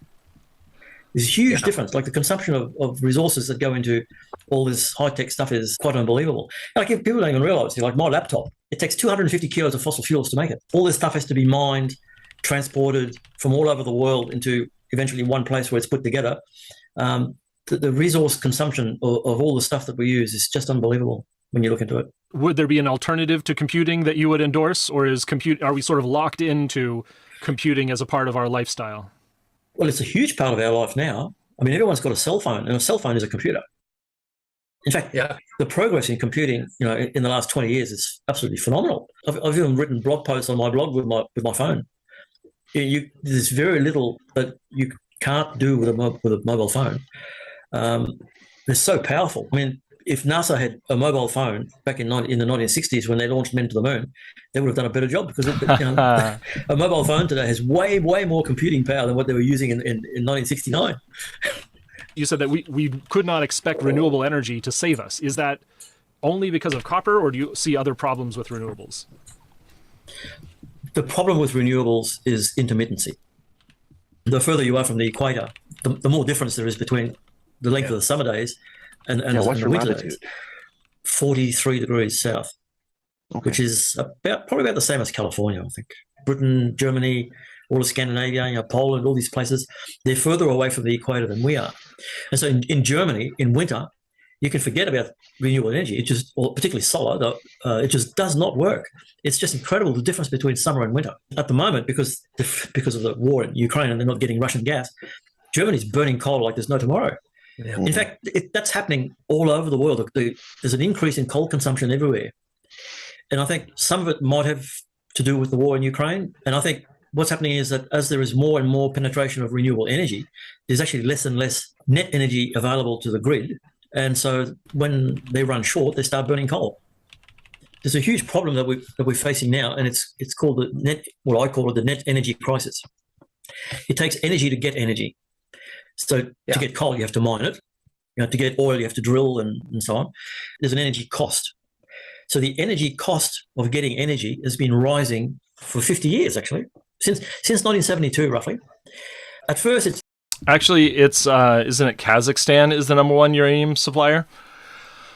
But the problem with that assumption is that we also have uranium reserves in Canada, in Australia. So why did we take it from Kazakhstan? Because it's cheaper, because they have very, very accessible deposits. So it's not as big of a deal as you're thinking. We can get uranium from other places. We can get uranium from seawater. So fuck Kazakhstan, fuck Russia. We can go somewhere else. It's imperceptible. It's like an exponential curve. So things start here, and then they slowly they go up and up and up, and then they skyrocket like this. And the net energy problem is doing that now. We're on this upward curve, where the problem is getting worse and worse. It's taking more and more and more energy to get the energy that we need. And what's left? So, for instance, 100 years ago, if you had a barrel of oil, 99% of the barrel was available to do things with. But now we're down to 80%. So 20% of the barrel of oil is needed to get the barrel of oil. And that's getting worse and worse significantly now because They say it's 50 becoming a years, crisis. right? That's what I've heard. Yeah. 50 years. And so I remember when I started learning about peak oil 20 years ago, we were producing something like 85 million barrels of oil a day. Now it's because of COVID and everything else, it's been all over the place. But you could say that we're producing about 100 million barrels of oil a day, 100 million barrels. But out of those 100 million barrels, only 80 million are available for doing work. And that's less energy than we had 20 years ago. And the thing is, almost nobody seems to know this or understand it. And so they're calling it inflation, but there's no inflation. We've got an energy crisis. I recall when I first got into peak oil and the different alternatives to peak oil, it was biodiesel was one proposed solution. And that when you invest into like palm tree, you basically get 5 parts energy out for every 1 part you invest. So an ROI of 1 to 3 to 1 to 5, almost as good as oil today. Unfortunately, there's other problems with exhaustion of land resources. Palm trees have taken over parts of Southeast Asia, and we have massive deforestation. The IPCC projected that we would need land mass equal to all of Ontario north of the 49th parallel in order to satisfy our energy demands from biofuels and biomass. And that's the 2018 SR15 report. So, of course, biofuels is possibly a partial solution if you don't count the resource exhaustion, the land that we're missing, the competition with food sources, and the problems with particulate emissions, which kills people. So this is absolutely just that. That's a it's all terrible. That's all. No problem. Yeah, I definitely feel you on the energy crisis. I think that was around 2006, 2008 for me when I was into the peak oil and the peak oil solutions. Of all the discussions I had back then, and I was a big biodiesel fan, the only argument that I couldn't answer was, well, we should use nuclear and electrify instead. And that's sort of where I find myself today. It is sort of a combination of nuclear energy, efficiency, and is this path compatible with degrowth? I know that Australia, it's not available to you, but is some amount of clean baseload or clean dispatchable energy combined with degrowth a solution in your view? Degrowth is baked in the cake. It doesn't matter whether you like the idea or not. It's going to happen for several reasons, actually. So apart from this problem that we're having with energy and resources, we also have an economic problem. And see, this is where I'm quite different from most people, is because I see the big picture. So, for instance, when the financial crisis hit and oil hit $147 a barrel, I actually thought... Water reservoir powered turbines. So you're talking about pumped hydro storage. Pumped hydro storage, you can try it, but no one's investing in it. And it's not enough. You can look at Europe and what Europe is doing. You know, they have basically the best pumped hydro system in the world here, right here in Switzerland. Whereas hydro storage, you can look at Switzerland's pumped hydro storage. They should be like, why isn't Germany green if we have this much pumped hydro storage? Because it's not big enough. Nowhere is it big enough. The problem with pumped hydro is the scale. It's incredibly dependent on the limited geography where this will work, and that geography only exists a very few places. There's one in Gordon Butte, pumped storage, and this one's thankfully getting funded. But look at this. Look at this. This is going to maximize. They're going to put as many turbines as they can through this in order to sort of maximize the grid connection to this area. And they've got wind, of course, they've got wind on top of this to make it look really, really good. But this is also a rendering because this isn't done yet. But just like Switzerland charges their pumped hydro at night from nuclear, Gordon Butte is going to charge its pumped storage from nuclear in Washington. And that's the reality of it, is that when you have renewables, you will get one cycle a day. You look at the cycle in the middle of the day when the sun is high. If you have nuclear, you get a second charge cycle. You get it in the middle of the night when demand is low. Think about that. Batteries make nuclear better. Check out electricity maps. Well, that's it. This is the big crash that I've been expecting since 2000. It's all over. But what happened was that they started printing money out of thin air at unbelievable rates to keep the system printing money, soy printing money going. By the way, the reason that they want to keep the system going is that all the super rich people in the world, they own our debt. So I don't know if you people understand how the economy works, right? Money is created out of thin air, and then it's lent to people who then invest that money. All money, quote unquote, printing, all liquidity on the market is a loan on future labor. So there's no conspiracy needed. Every dollar that is lent out by a bank because of the fractional reserve or the extra reserve or the risk valuated reserve system, every dollar that the bank lends out is a loan against future labor. Doesn't have to be crazy. So when we see labor taking a nosedive, that's when we know something is bad and the system contracts. Into growth, the money to repay the debt and the interest at any time does not exist. So we have to have more money created. It's future labor. That's what this is a bet on. Constantly, so that you can repay the debts and the interest. And to do that, you have to have growth. It's the only reason that the authorities all over the world are saying jobs and growth, jobs and growth, jobs and growth. It's because otherwise all the debts collapse. Now the rich people, the Bill Gates and all the really rich people in the world, they own our debt. If you're in debt, then you've got a liability. But the people who lent you the money, for them, it's an asset. So our debts, the people's debt, is their assets. And that's how they're worth. This is the boomer shit. I'll admit that. This is the boomer shit. Squillions. Like the likes of Bill Gates is only as rich as he is because all the poor people in the world have borrowed bucket loads of money, right? And so all that stuff's been invested into things that he's into. Same with Elon Musk and Bezos and all these people. All the money, all their wealth is fake. It's all fake money. That's why they want to keep the system running. That's why they have to have growth. It's so that they can remain super wealthy. Mm-hmm. And there's absolutely no other reason why we need to have growth. Growth does not improve our standards. So this is turning into some kind of libertarian, perfect money, gold standard rant.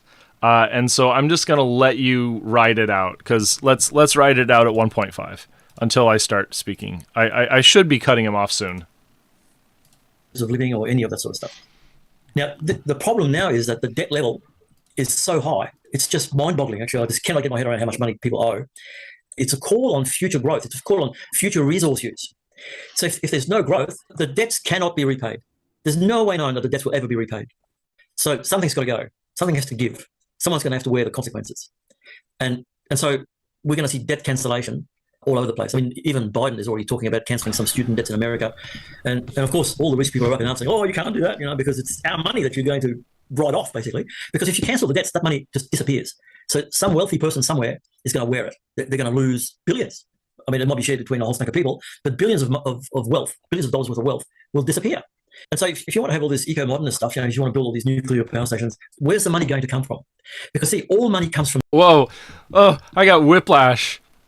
Going from money is the problem to, we can't have money because money can only come from rich people, according to folks like Mike here. But that's not the reality, is that governments, institutional lending, you can pay for it because you're a government, because we have a collective interest in the future of people, because we, as a government, are directly borrowing against future labor. That's where the money comes from, because it is our labor that builds our bridges, it builds our homes, it builds our power resources. There's no conspiracy out there. It's only where the money comes from, and capital is going to resist the real solutions like public housing, like mass transit, like nuclear energy. From debt. It's created as debt. I want to provide perhaps an alternative, and that is the eco-modernist vision. Of course, the progress of science has led humanity to produce more and more capabilities. We have vastly exceeded our evolved traits, and we have brought nature with us. We've improved the traits and the productivity of food. We've invented modern medicine. We have energy sources that are tens of millions more dense than burning wood. And we have concentrated ourselves in an urban landscape that permits hundreds to thousands of people to live in a square mile. Now, of course, the 8 billion people that have resulted in that progress brings with it a risk that we will grow beyond the constraints of our opaque system. And I think that humankind's salvation, to avoid the perils of growing beyond these limits, lies in the application of technology. So the added peril of our own societal conflicts will not be solved by rejecting technology or returning to feudalism, but instead in forward progress.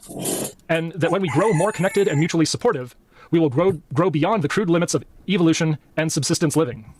At the same time, we must consolidate humanity's footprint so that we can make room for the return of evolved biological diversity. Now, the only question is, how do we do it? The application of DNA sequencing, the use of nuclear fission, and densified housing and agriculture is the core of the blueprint for human survival in the 21st century and beyond. And that's where I think eco-modernism has led us. An evidence-based philosophy that shows the development of science and society and provides hints at what will come with us into the future. I have real issues with your vision of food, actually. Okay. Because I was watching some of the stuff on your channel recently, and there was all this enthusiasm for GMOs. I don't actually have an issue with GMO as such, except for the fact that everything that's GMO is sprayed with glyphosate. Glyphosate now is so prevalent, it's in mother's milk. Nearly all women have glyphosate in their milk. And this generation of kids is apparently going to die probably before their parents will, because they're exposed to all these chemicals. So I personally am not going to be eating any GMOs because I've cut them out of my diet. They're poisonous. They kill you. Wait. I just missed the connection between glyphosate and GMOs. GMOs don't make glyphosate. We're talking about a very specific GMO when you conflate those two. So it's only a specific GMO called a Roundup Ready corn that relates to use of glyphosate. So you've brought to us a little bit of data that requires some validation that GMOs, while you don't have a problem with them, GMOs lead to the overuse of chemical, and let's be specific, you mean industrial chemical compounds. Yes. Like industrially produced organic chemical compounds, which you predict will kill children. And let's look up the glyphosate as a compound of phosphorus, hydrogen, oxygen, and nitrogen. Well, anyway, it's been clearly shown to affect people's health. It hasn't. Well, I actually have data on that. Can you got data on that? I've seen enough about it that I'm convinced that I wouldn't eat anything that's GMO. Back to my fundamental question, when we return to subsistence farming and we have small-scale tussles over resources, how do we avoid returning to this very crass and crude tribal warfare? Okay, so we really skipped over a gigantic argument of like the technical differences between what is a GMO versus how does glyphosate connect to GMO crops, and that's because there is Roundup Ready corn, wheat out there, and so this is a specific product that allows generalized use of glyphosate in order to prevent in other crop infections, and so that's just a specific product. And it doesn't relate to the other GMOs, like Arctic apples, have nothing to do with glyphosate. We can use GMO technology in order to solve so many problems. And in fact, most of our food is technically genetically modified. It has been bred through thousands and thousands of years of human intervention so that we can have wheat. Wheat itself could not survive. Yeah, golden rice is amazing. Golden rice has saved people. It has kept children from going blind in India.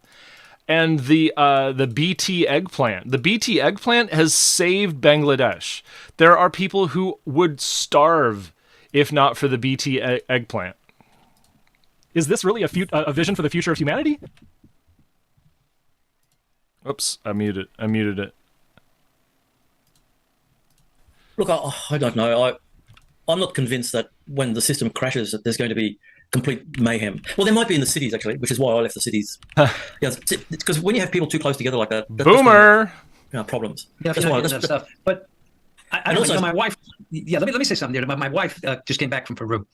I don't know if you've been watching the news there.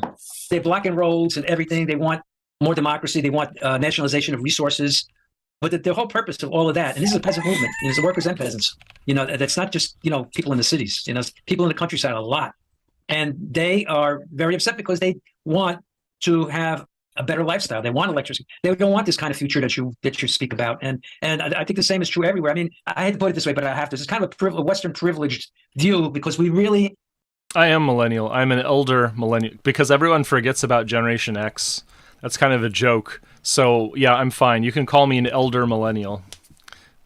Don't grasp how hard it is to be a peasant and how precipitous it is, too. I mean, I know you live a low-tech style and everything, but you have access to modern medicine if you're sick. If your crop fails, your kids will not starve. You're going to be all right. These people don't. So they need to, they need to do better. They need to. So the problem in what you just said is the crops. Because that's the problem now, I think, is that we rely on crops. So the question is, for you, again, Mike, how do we craft our bodies into something that will survive for 100 years without modern medicine? Well, I reckon the first thing you do is you abandon grains. Because if you abandon whatever it is that makes you sick, then you're going to be healthy, aren't you? It's as simple as that. To a limit, to a degree, yes. Oh, is this where he goes Atkins, like full boomer Atkins mode? No. Now, on the subject of cholesterol, okay? The food you eat doesn't give you cholesterol. Your body makes cholesterol. I've done a lot. I've studied this to death. But anyway, this Tasmanian doctor, I've never heard of him before. He said that there was a study that was done of people who in Okinawa. It was in Okinawa because they've been studying Okinawa for a long time because a lot of people there live a long time. Live a long time. Well, they've worked out that the people with the highest cholesterol were the ones who lived the longest. And none of the people on Okinawa who were vegetarians lived beyond 100. All the people who lived beyond 100 all ate protein and fat. Right. And it's the fish oils. And so let me correct that. I mistakenly said whale oil. It's fish oil, but still we have fish oil. Yeah. We will have the problem with 8 million people. And I know you love your diet, but we're here to sort of compare and contrast. Yeah, but see, we were talking about GMOs. It doesn't matter. The food production is a real problem. No, I think that GMOs is the solution to this. If you say, well, we need more, fatty oils, we need more fish oils like the people in Okinawa consume. Well, then the question is, where do we get it? And so, with 8 billion people, you're not going to get fish oil enough for all of us. We'll deplete the oceans. And so, the answer is to have intensified agriculture, farmed fisheries, and bio-derived and precise fermentation that produces these fish oils that we need in order to survive. And so, omega-3s. Omega-3s. So, just to make it ultra clear. There's the one solution that allows for 10 billion people to inhabit the Earth, and the other wants to contract the population to 1 billion or less.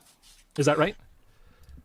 Well, I don't think anyone is actually working towards contracting the population down to 1 billion or less. But that's exactly you think what's it's going a to happen. Consequence. So is that the fact? What is going to be the final population of Earth after the coming eco-social catastrophe?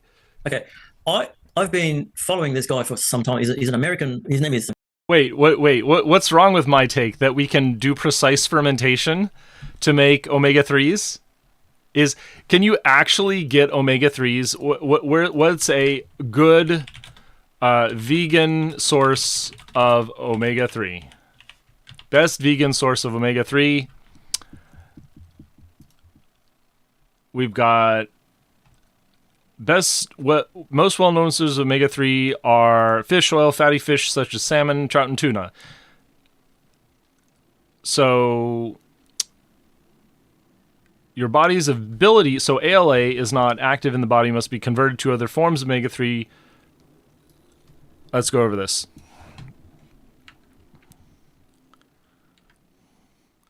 Of the 3 main types of omega-3s, plant foods can typically contain only alpha-linoleic acid. So ALA is not as active in the body and must be converted into other forms to bestow the same health benefits. Unfortunately, your body's ability to convert ALA is limited. Only about 5% of ALA is converted, and less than 0.5 is converted to DHA. So if you don't supplement with fish oil or get EPA or DHA from your diet, it is important to eat plenty of ALA-rich foods. So you're basically trying so hard to stuff yourself with these things. Chia seeds, Brussels sprouts, algal oil, hemp. So there's your algae oil. There's your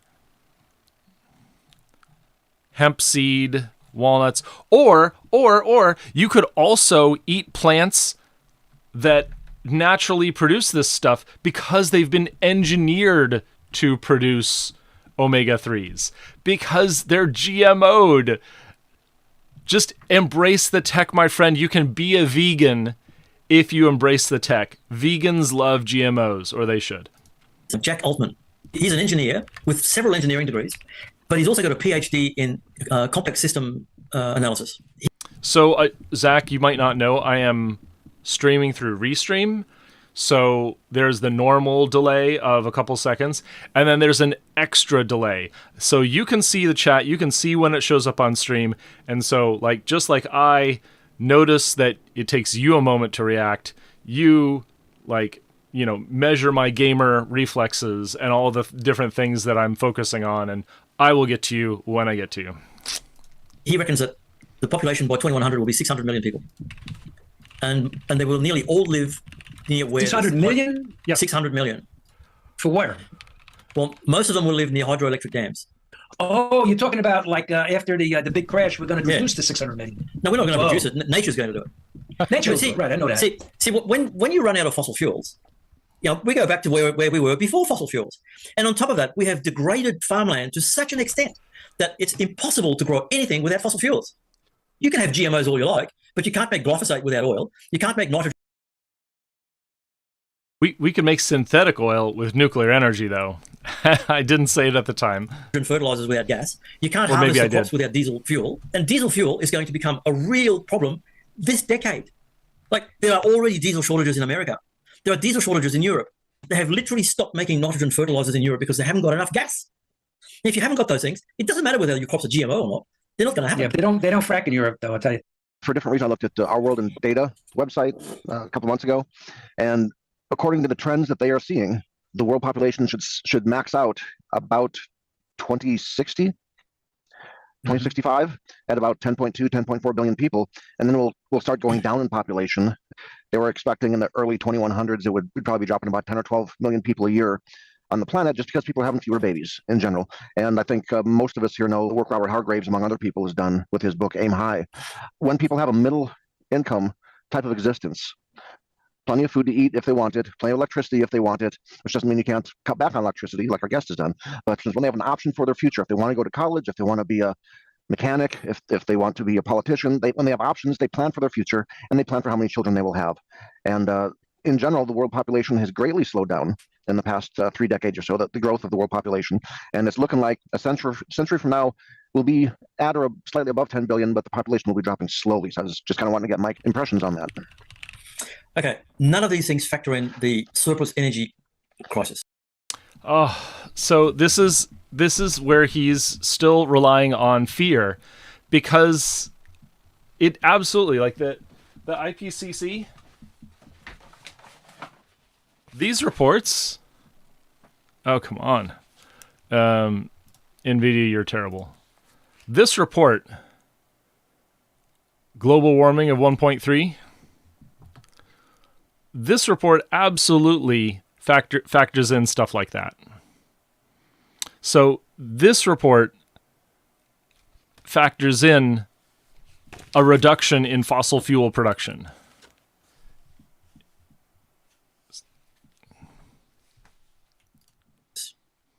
Because we are already running out of surplus energy.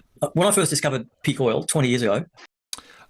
So yeah, Froggy, we could try to have a human diaspora. That would be pretty interesting. But if you're going to escape the planet, I want you to fix it before you escape. Okay, please.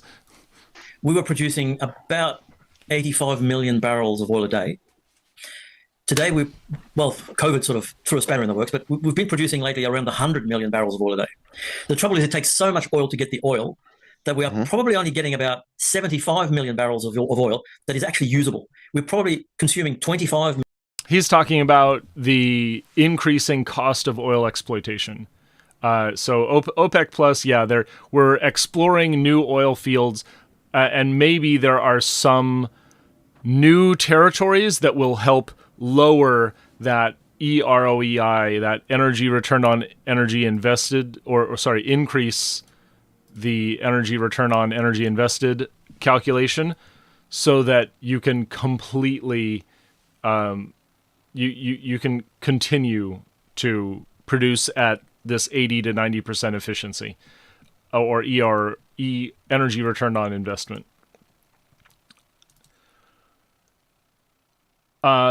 So there's no limit to maximum population, but here's the secret.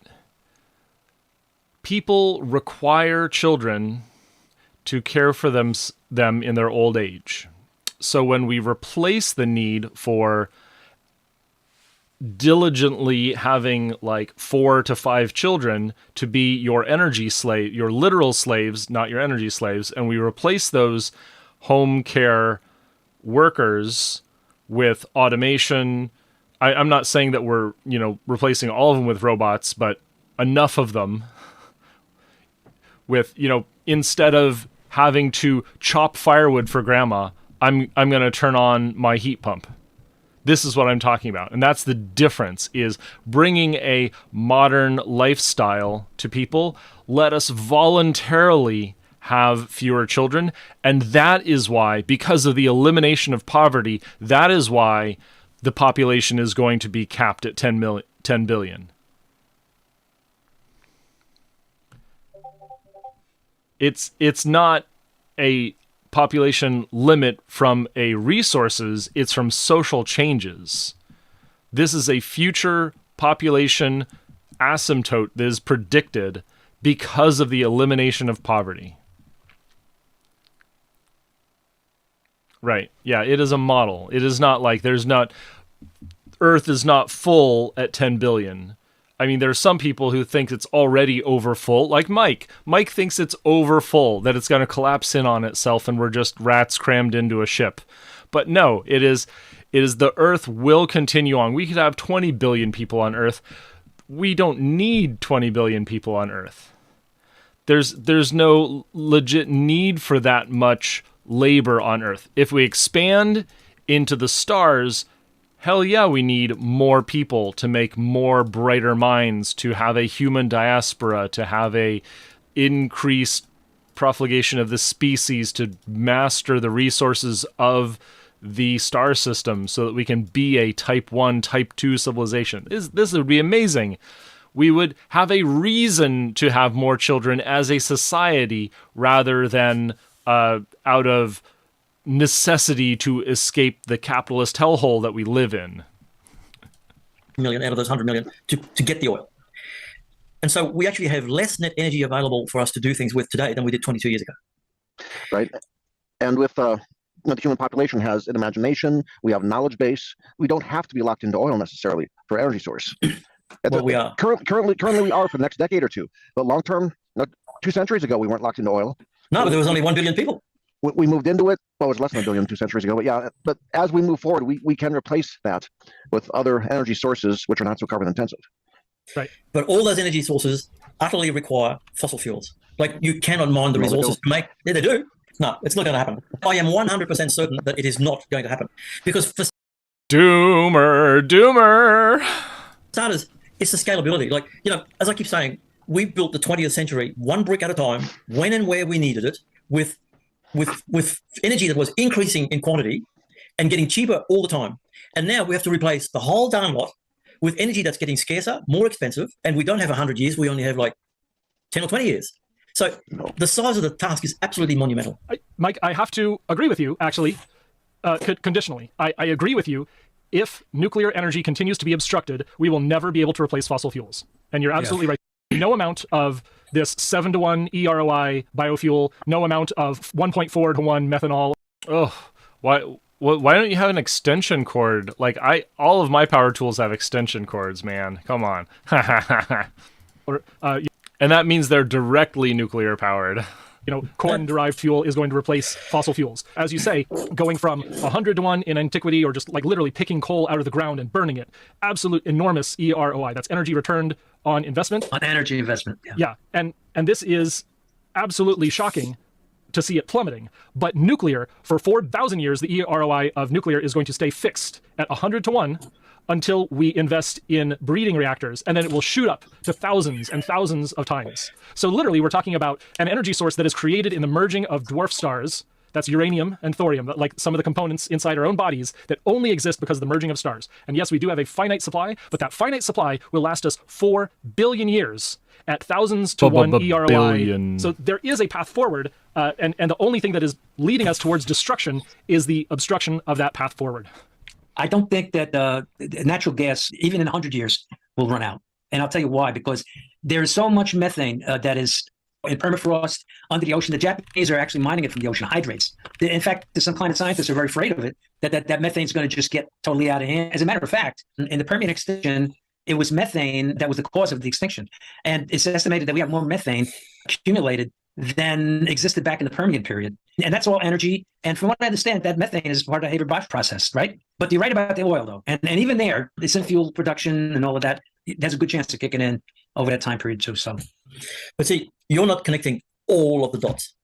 There are there's something. I'm going to come up with another thing you didn't consider. Not enough resources on the whole planet to electrify everything. There's not enough copper, right? Simon Rico, who's an Australian friend of mine now living in Finland and working for the government there, his job is to plan Finland's future for the coming crunch. Because make no mistake, the Finnish government and the Swedish government, they are nuclear powered and hydro powered. But anyway, Simon has worked out that to electrify everything, so you're going to need a lot more electric turbines, electric motors, and all that stuff.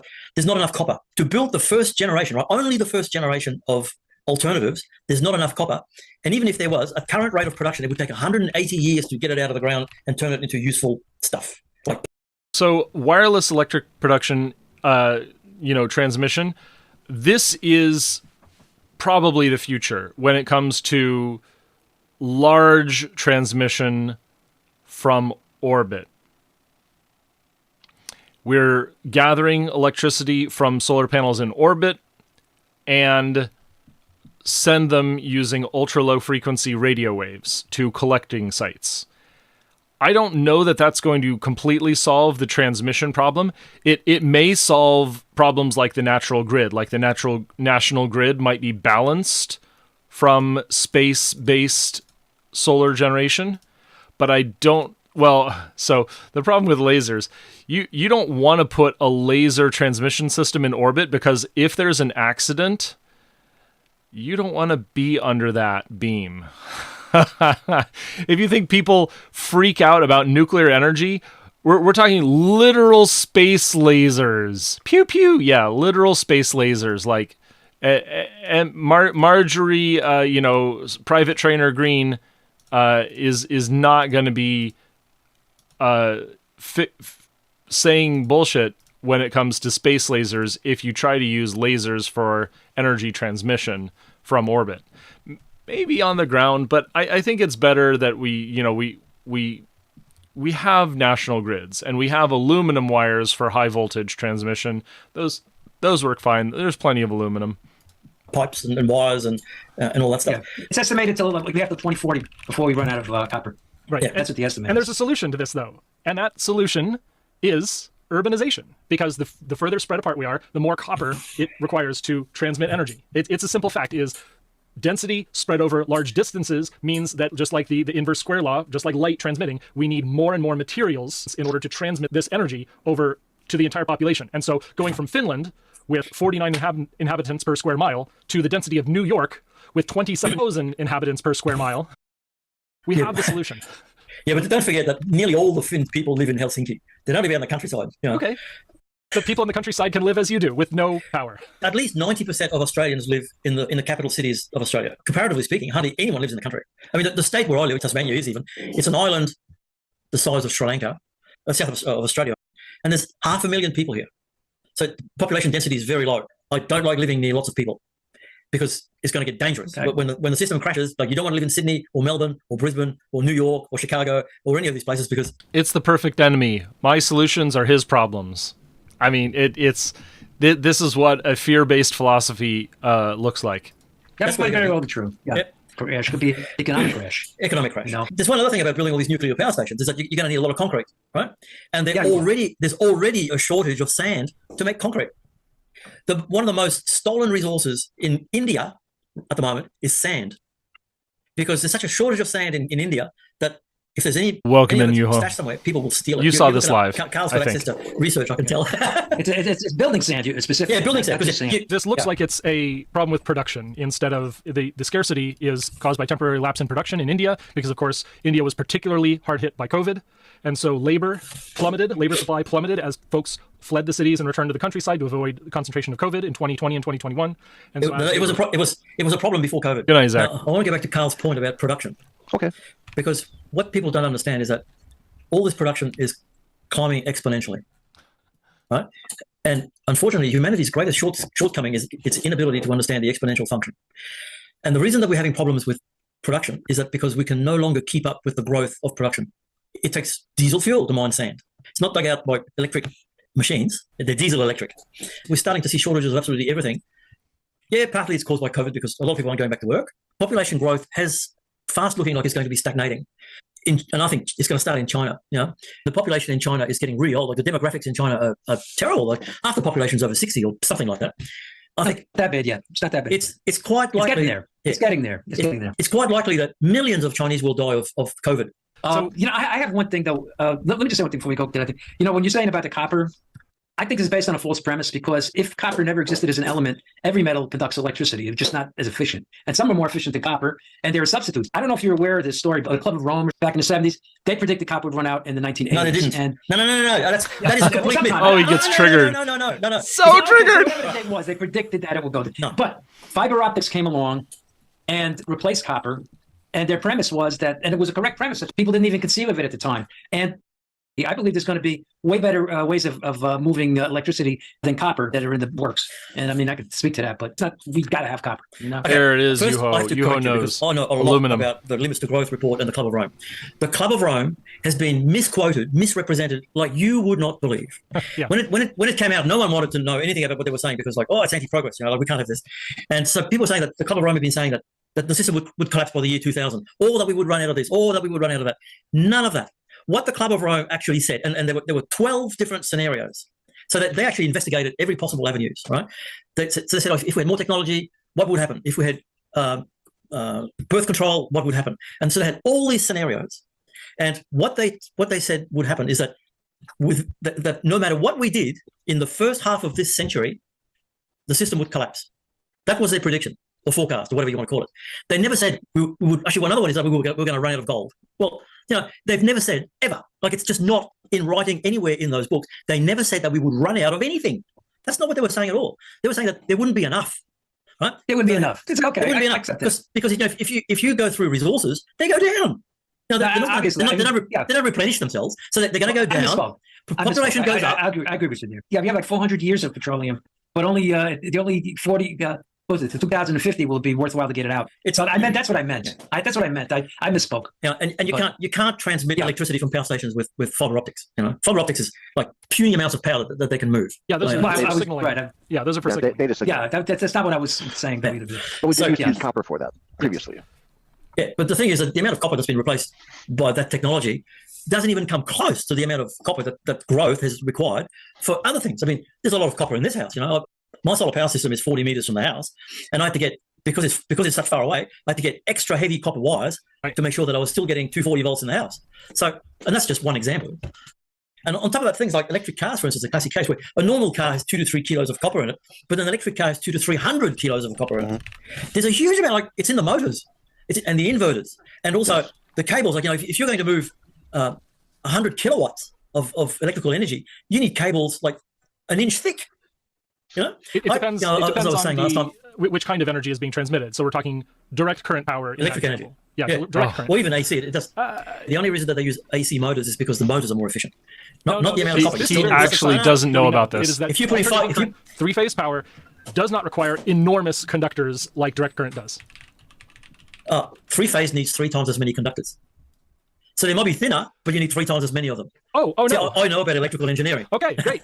You said they're thinner. How much? What's the sum? Yeah, but there's 3 of them instead of 1. Okay. So three times a thin how much conductor. thinner? How much thinner? Probably a third. Well, okay, we'll fact check this in post. It's fine. Okay, let's fact check this right now. Right the fuck now. Hi, in my last video I talked about how Tesla won the AC-DC battle against Edison. But then he shoved 3-phase AC down our throats instead of single-phase AC. Oh no, he didn't. Oh, Tesla versus Edison. Okay, so previous video. Let's do that. Electro boom.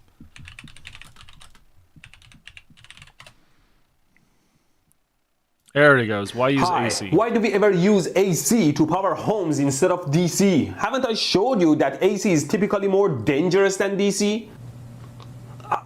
Can we run everything on DC? Yes. In fact, pretty much every device at home has to rectify AC into DC first before it can use it. So why? Why am I angry? The reason is elementary. Once there was a fight between a guy named Nikola Tesla being AC and Thomas Edison being DC, and Tesla won the contract for his employer Westinghouse Company to provide power with AC. No matter how hard Thomas Edison tried to expose the dangerous nature of AC by electrocuting dogs and elephants in public. Wow. Now I remember why I'm angry. This Edison guy was an animal. He even invented the electric chair to execute with AC. Not because it was a cleaner or better way to execute, because he wanted to deface AC by forever associating it with death. Nikola Tesla very rightfully won this battle. Yes, AC can be more dangerous than the same level DC, but a higher level DC can be as dangerous, if not more. And just because something is dangerous, we don't stop using them. Like for example, if you live in a high-rise, you're not in a constant risk of jumping off the window. But is there an advantage of using AC? I mean, back then all they wanted was light using incandescent lights, and those don't care about AC or DC. Here I'm running a regular light bulb on AC as usual, and here I killed it. Don't short. Anyways, with this I'm converting the AC into DC using it's a single diode, but it will do. And if I measure the voltage at the output, oh, the capacitor. Oh, it's so great. I love Electro Boom. Piece of Anyways, I'm reading around 170 volt DC, and although it's still quite dangerous, I can still touch it, and it's not as remotely as painful as touching the 120 volt AC. And the light bulb runs on it just fine, and it's even a little bit brighter because it's 170 volt continuous. Beside the lights, the electric motors were becoming more popular in home appliances like meat grinders or fans and such. But even those could be made into brushless AC or brushed DC, for example. Of course, a brushless AC motor like this one that I took from an old microwave oven can last much longer than a brush. Loose wires, avoid them. Anyways, brushes in DC brush motors wear out eventually, and that's why AC motors can last longer. But beside that fact, there doesn't seem to be much preference between AC and DC. But the real advantage of AC is not at home, it's before electricity even gets to home, in transmission lines. And that's why Edison's DC power distribution system eventually died away. Here I made a transmission line using thin wires, and using my supply I'll try to place 10 volts across my 1 ohm load for 10 amps of current, and I'm measuring the voltage across my load. Let's try it. See, the voltage is like 7.5, and you see my transmission line is starting to smoke and heat up, and the voltage continues to drop. See, the line resistance is so much that the voltage across the load doesn't even get to 10 volts. It's at 7 volts for 7 amps through the load. And because of the high resistance, it's heating up so much.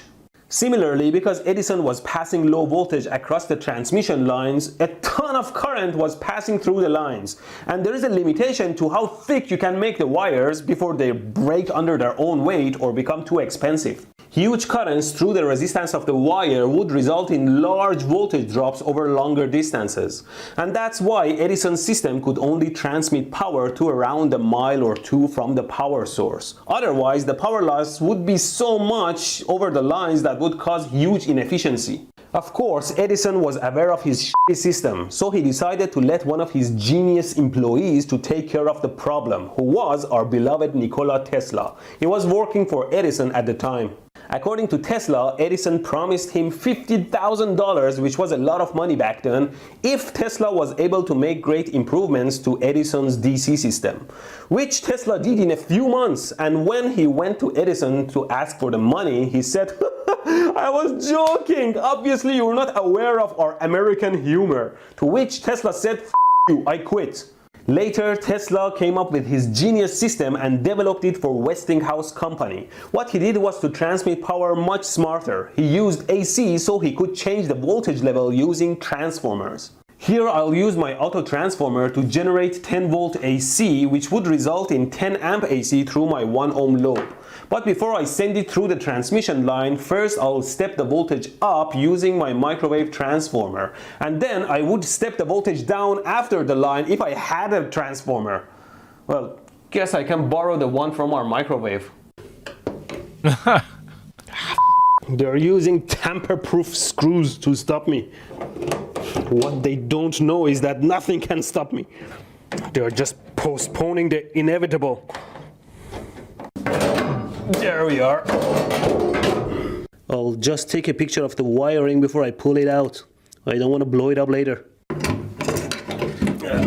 There we are. Okay, now we have both transformers connected. Let's do some voltage measurements before I connect the load.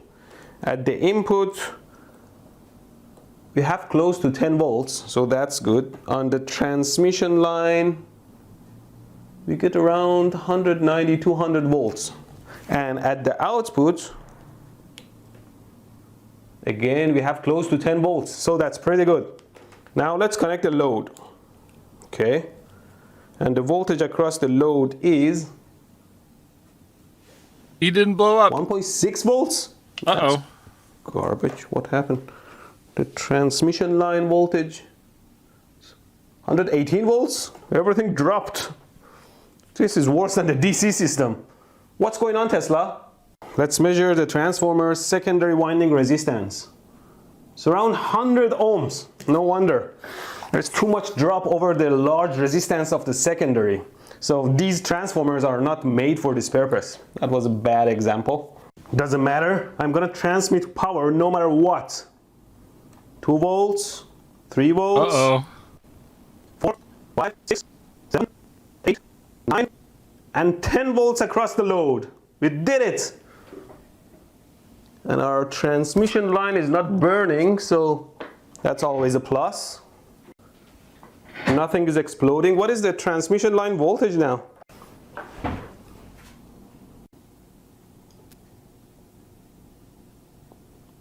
$820 volts! Well, anyways, although this is a pretty bad example, you can see that I'm transmitting more power than the DC system, but my transmission lines are not burning. So that's sort of a success. See, in this system, I can transmit a lot of power, in this case around 100 watts, without having to thicken the transmission line wires. And if the transformers were better, the efficiency would be higher too. In fact, in this system, the higher you convert the voltage to, the easier it is to transmit power over greater distances, with some limitations, of course. That's why in real life, they convert it to 10 kilovolts or 100 kilovolts. Why? Because in transformers, the input and output power is ideally the same, although not really, because there's always some power loss, as you saw. And power is voltage times current. So for example, if I increase the voltage by 20 times in order to have the same power, the current has to drop by 20 times at the output of the transformer and over the transmission lines. And because the power through a resistor is equal to resistance times current squared, the power would be 400 times less wasted on f***ing wires. And with high voltage comes great responsibility. The transmission lines have to be placed far enough so no arcing happens. There is no easy way to do the same thing with Edison's stupid DC system. In order to change the voltage, you would have to convert DC to AC, increase the voltage, and then convert the AC back to DC, and lose a lot of power in the process. Edison still couldn't see this. All he saw was that his company was losing the contract of his life to power the world. So all he did was to grab the fact that Tesla's system was running on super high voltage, like 10 kilovolt or 100 kilovolt, and say that it's super dangerous to people by electrocuting animals with 10 kilovolt in public. Thomas Edison. He contributed a lot to science and technology, but he was also an asshole businessman. And okay, that's our fact check. Electroboom knows electricity. I'm actually educated in this stuff. One of the things that you learn when you study renewable energy is voltage drop and current and the size cable that you need to make sure that when you're moving electricity from from one place to another, that you've got the right size cable. Otherwise, the cable burns. The higher the voltage, the smaller size cable you need. So the inverter in my camper van is 12 volts. So I need a cable that's as thick as my little finger, and it costs $30 a meter. And it's because the cost of copper is going through the roof. Copper's, I wonder how long before copper's more expensive than gold. And yes, you can use aluminium. They're actually making high tension power lines out of aluminium now, but not just because of the shortage of copper, but it's a lot lighter. So you can have longer spans between the towers because it doesn't sag so much because it's lighter. But of course, my point. And they got better stuff than that. I bet. Like graphene is becoming big. It's just that they don't know how to mass produce it cheaply yet. Okay, graphite is actually something else that we can't make fast enough. Yeah, we can't. No, I mean, I can see there being a lot of bumps along the road. But I'm going to tell you this, though. Ultimately, the game will be infinite resources because I know where he's going. No, because I know where he's going. I know space is the place. Look at this, right? Yeah, there you go. Space. It's been estimated that for $10 billion in 5 years, with the technology we have now, you could build a base on the moon.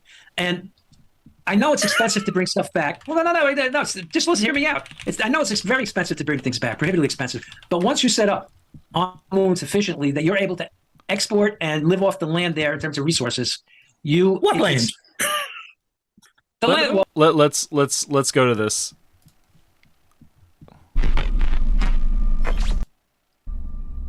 So much space. Need to see it all. I wish I could take it all back. I honestly do. I honestly do wish I could take it all back. And not just because I'm stranded in space. In space.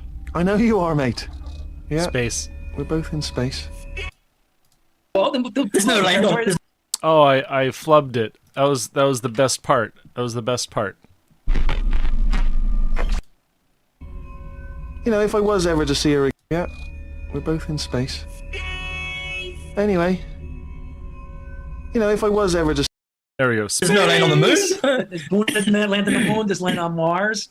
Come on, now, exporting it. Check this out. It takes 3 days. Once you've got to that point, it'll take 3 days to get to Earth. That's roughly the time it takes to cross the Pacific or something like that. It'll take 26 times less energy to do it because the moon is like 1/3 the gravity of Earth, I believe. And once you get off, you don't have to use continuous energy to go all that long distance. You just glide until you get to Earth. So this is very doable, and it will Aero happen. braking. It will happen. Amazing. We will eventually be exporting copper and everything. Welcome to the chat, Alex E. Goddard. Space is the place. And beyond that, our great-great-great-grandchildren, maybe even our great-grandchildren, will be exporting products. And it'll be more of a one-way thing from space rather than needing to go up and go up and go up. So, I mean, why do you laugh about that? I mean, why are you so dismissive of it? Because you can't do any of that without fossil fuels. No, that's not true.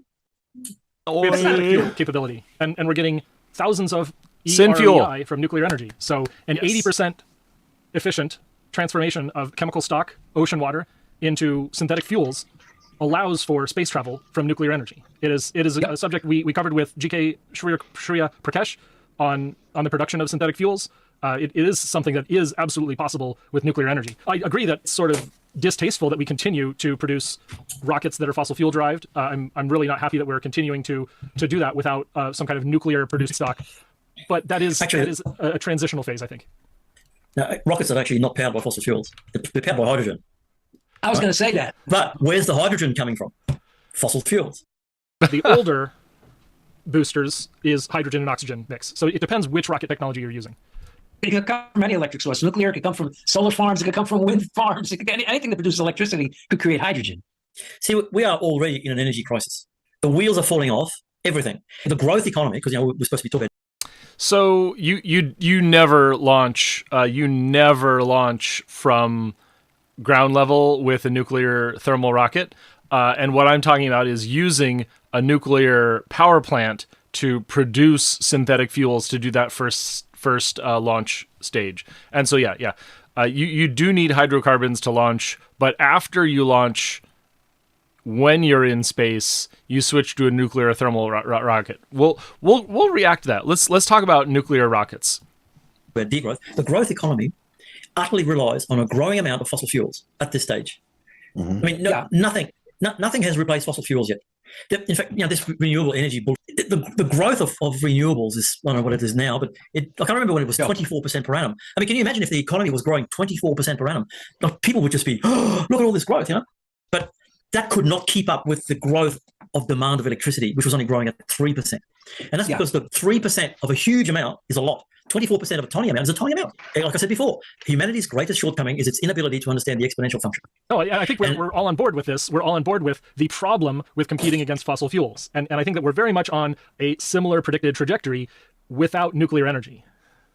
Okay, now look, take France. France is in a really serious energy crisis now. And boy, 80% nuclear powered. The FUD. State power stations. The FUD is here. They need repairing. Like some of them are offline because they're so badly damaged that they need to spend 2 or 3 months to fix them. They have an elective inspection and remediation while it's advantageous. While we have our spring thaw, they're going to continue to rotate through those plants and inspect and bring them off and online so that they know they're safe. And this is not like a great conspiracy that a nuclear plants only have a certain shelf life, because every component in a nuclear plant, with very few exceptions, is replaceable. It's like a steam generator; those are replaceable. All of the piping is replaceable. It's only a very few like concrete components that needs to be very carefully managed and monitored so that it is not falling apart, literally. And we've had a half dozen plants in America stop operating because of concrete failures. But every other component is replaceable. I agree. I mean, what is France's nuclear fleet at? You need fossil fuels. Oh, you it's need to mine the getting resources. better. But that's how it works. Anyway, in France right now, right, they're having such an energy shortage, electricity shortage, right, that this is amazing. I only found out about this the other day. There's a baguette crisis. You know what a baguette is? Yes. The bread. Right? There's thousands of bakeries are going to have to shut down because they can't get enough electricity to bake their baguettes. I mean, France is so small, and so any flights shorter than 200 kilometers are banned. Like, but I mean, they've got high-speed trains there. All the trains are electric, right? And high-speed anything like that uses a lot of electricity. The amount of energy required to move anything is proportional to the square of the speed. So if you go twice as fast, you need 4 times the amount of energy. So all these trains are going at 200, 250, or 300 kilometers an hour, but they need bucket loads of energy. And per person, it's so small. It is. I'll have to compare it to a single passenger vehicle, but it's proportional to a per passenger, proportional to a car. There's a bit of a physics problem. It's all about efficiency, right? A car is less efficient than a train. The thing is that nuclear-powered France has an electricity shortage. Because of economics. Because of bad policy. Yes. Because of growth. There's too many people there now. No, they've not grown in the last 10 years. Look, not substantially. Population is growing, resources are falling, and where the two curves cross over, that's it. The wheels fall off.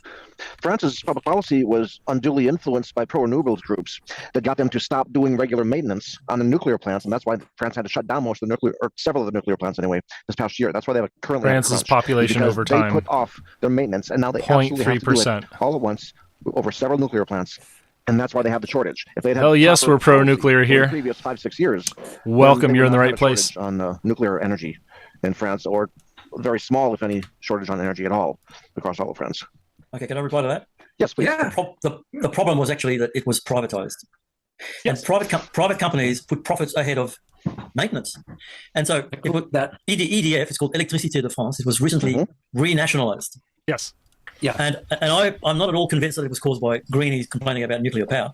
I do agree about the renewables. I am a pro-nuclear activist. I have spoken at the Global Clean Energy Action Forum, and I was the opening speaker for Thorium Energy Alliance conference. So I'm a bit of a specialist. I don't consider myself I'm not a completely trained nuclear engineer or nuclear expert. I listen to a lot of these nuclear engineers, and I study what they say and how to communicate it. So I am a nuclear science communicator. Let's cover that in detail. So there's some things. So in 2013, France passed a law, the Green Growth for Energy Transition Act, and that limited French nuclear capacity to 63 gigawatts. And that meant that the new nuclear plants that had been under construction before 2013 could not come online until an older plant was retired. So we literally threw away a working nuclear plant on the border between France and Belgium because of the 2013 law. That's number one. Number two, EDF as a private entity was limited in how it could set its prices. It was not allowed to compete with renewables or natural gas. It was forced to long-term power purchase agreements, lowering its profitability, meaning labor, which was at a premium because of unionization, and as it is right in France, could not keep up with inflation and other market demands. So it's almost like France intentionally sabotaged their nuclear fleet while it was privatized. So you can check out Mark Nelson, Energy Bants on Twitter for enormous amounts of detail on this. I'll show you what my qualifications are. My qualifications are this. I have this badge. But for real, I grew up in East Tennessee, outside Oak Ridge. My family is in energy, so I have in fact absorbed a lot of this information from long time ago. The problem is that I decided not to go into nuclear engineering. I wanted to go into computer science, and so all of my education is in computer science, and my career is in computer science and video games. And that's how I got into streaming. Is that I was at a games company, and we wanted to do streaming in our front end loader and all that stuff. So I got into streaming. I figured out all about the media, and now I do broadcast work on the side when I'm not streaming myself. It's a very... I think fusion energy will be revolutionary, but we will not have fusion energy while we are trying to do it on Earth, at Earth level. I mean, I know that we can, and we probably will, and ITER might break even, or might be close to break even, but it's going to be very slow to develop until we actually intensely focus on developing it in outer space, in orbit. It is the... Yeah, it is. And we have 4 billion years of fission energy available to humankind. So we don't need to worry about it. I get the hiccups for some reason. I'm going to let this video play for a minute. Very compelling story. But yes, you could be half right. There is a cost. Every industrial development has a maintenance cost that must be paid over time, and we owe it to our future to continue to monitor and maintain our industrial resources. And if we don't, they will crumble and decay. Private capital will absolutely feed off those whenever they can, but we need to be careful to have the right policies so we just don't abandon societal resources to the private market. Oh, look, you're absolutely correct. I think this business of having renewable energy attached to the grid is just a disaster. I once saw, because I speak fluent French, I once saw on YouTube this French electrical engineer, and he said that wind turbines in France are a thermodynamic black hole. They're a thermodynamic disaster. They just don't work, So let's address one thing in chat. Fusion, fusion is extremely difficult to blow up. Like it's really difficult to blow up a fusion plant. It's even difficult to blow up a fission plant.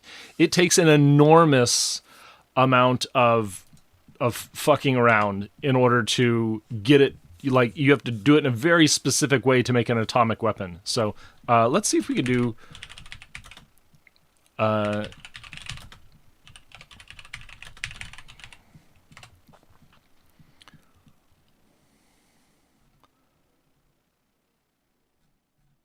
There's probably a video.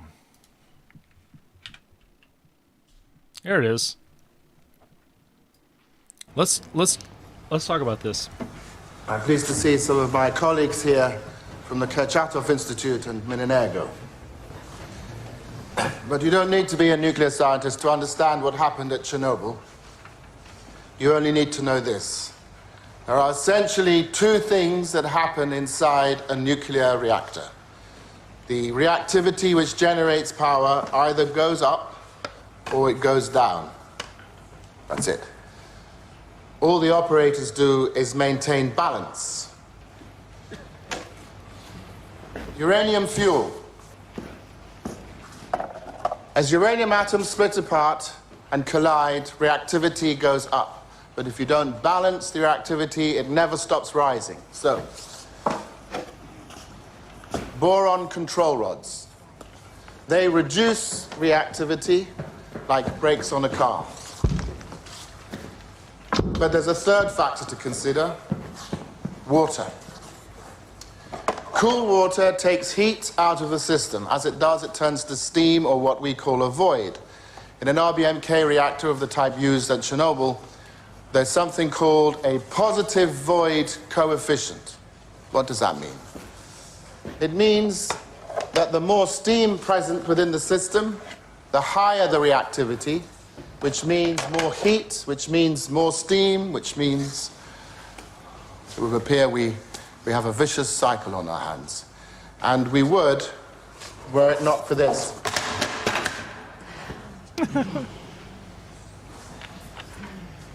And we would, were it not for this, the negative temperature coefficient. When nuclear fuel gets hotter, it gets less reactive. So, fuel increases reactivity. Control rods and water reduce it. Steam increases it. The rise in temperature reduces it. This is the invisible dance that powers entire cities without smoke or flame. And it is beautiful when things are normal. As uranium splits apart to release energy, it breaks down into a new element, xenon. Xenon reduces reactivity. This is the poison Comrade Homut mentioned. When the core is running at full power, it burns the xenon away before it can cause a problem. But because of the delay, Chernobyl Reactor 4 has been held at half power for 10 hours. The xenon did not burn away. It built up, poisoning the core. We're starting to lose balance. At 28 minutes past midnight, the reactor is now primed to slow down. And yet, in less than an hour, it will explode. If you can't understand how a stalled nuclear reactor could lead to an explosion, I don't blame you. After all, you don't work in the control room of a nuclear power plant. But as it turned out, the men who didn't understand it either. Right. So that's the beginning of the explanation. You'll have to go find it on HBO Max in order to see the rest of like how a nuclear plant explodes. Basically, he takes he's like, "Oh, well, it's poisoned," and he starts taking away the red cards. And then he starts taking away the blue cards, and then all of the red cards come back all at once. And it takes like a very specific fuck up to make that happen. And that's what happened at Chernobyl.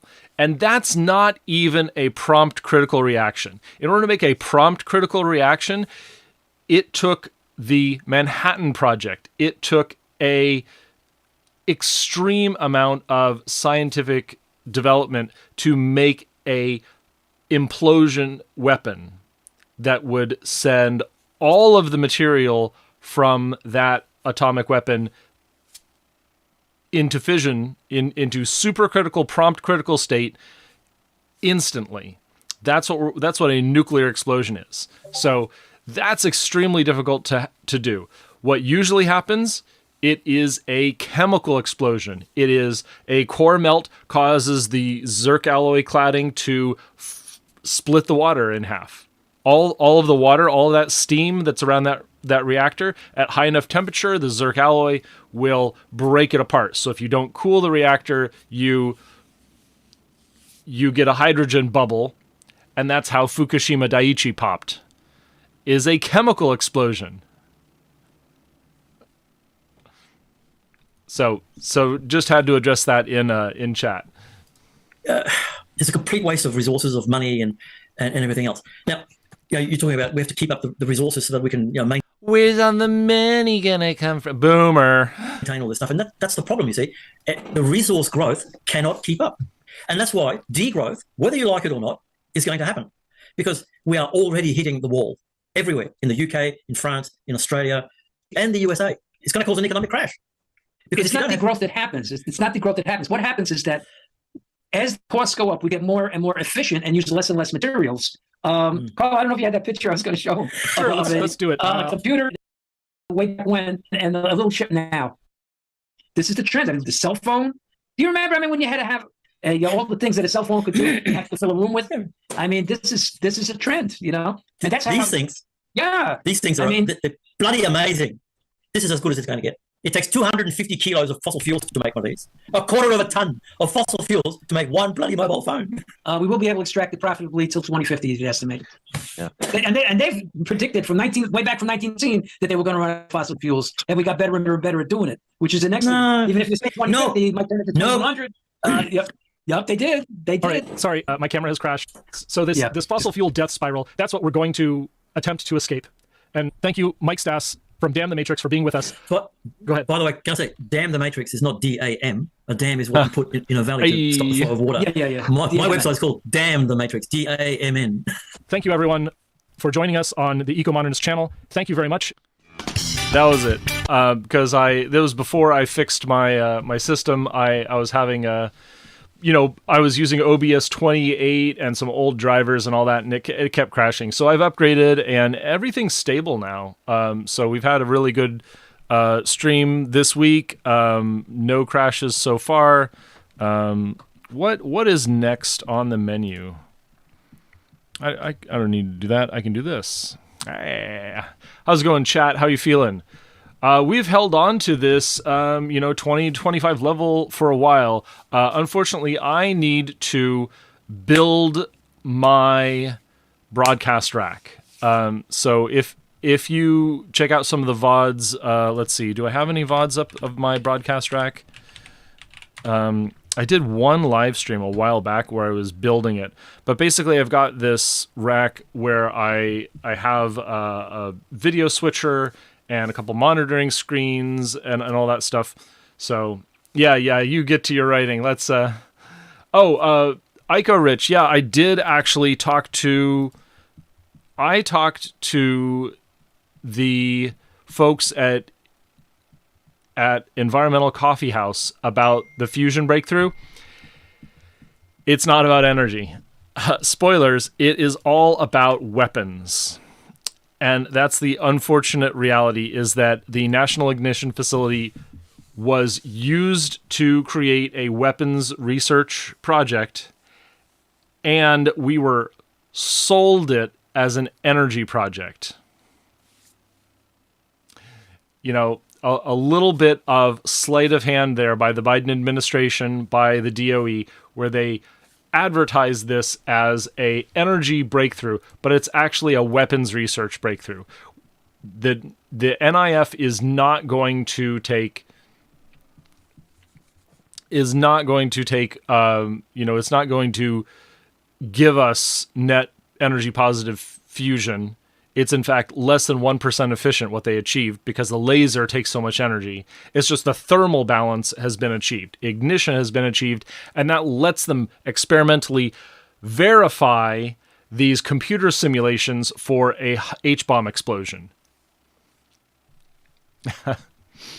Epic Gains asks, why are so many leftists and environmentalists anti-nuclear if it's safe? You know what? Let's talk a little bit about what I started the stream with, and that is the funding of these NGOs.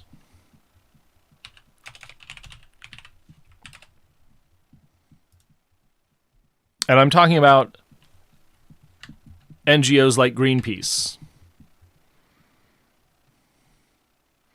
There was a documentary on the founding of Greenpeace. It's not on Netflix anymore. I wonder if I can find it. But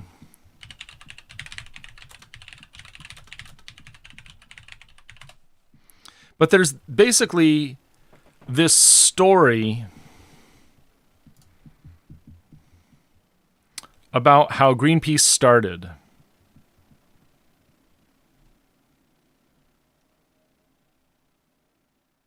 Oh, they're shared by the director. Okay, that's good. We can watch it.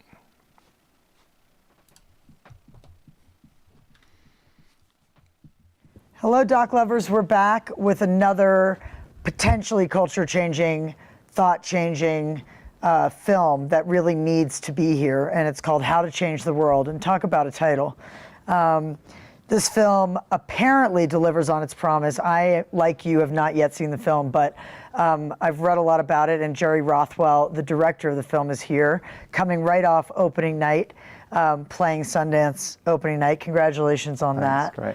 And coming to the end of quite a journey. This is the story of Greenpeace, and the story of Greenpeace is one. So I'll quickly address that. The problem with Jason Hickel is that he does not have solutions. He's selling fear, and his entire branding is the idea that we will be able to survive the collapse of capitalism using things like these small suburban commune farms. He's essentially the same as Mike Stass, but you dress it up in an academic garb and you sell it as something that is like societally achievable because you're resisting capitalism, and it won't be great when you move into your suburban commune. You'll be ready for the collapse of the cities and all that. It's like it's very close to the surface.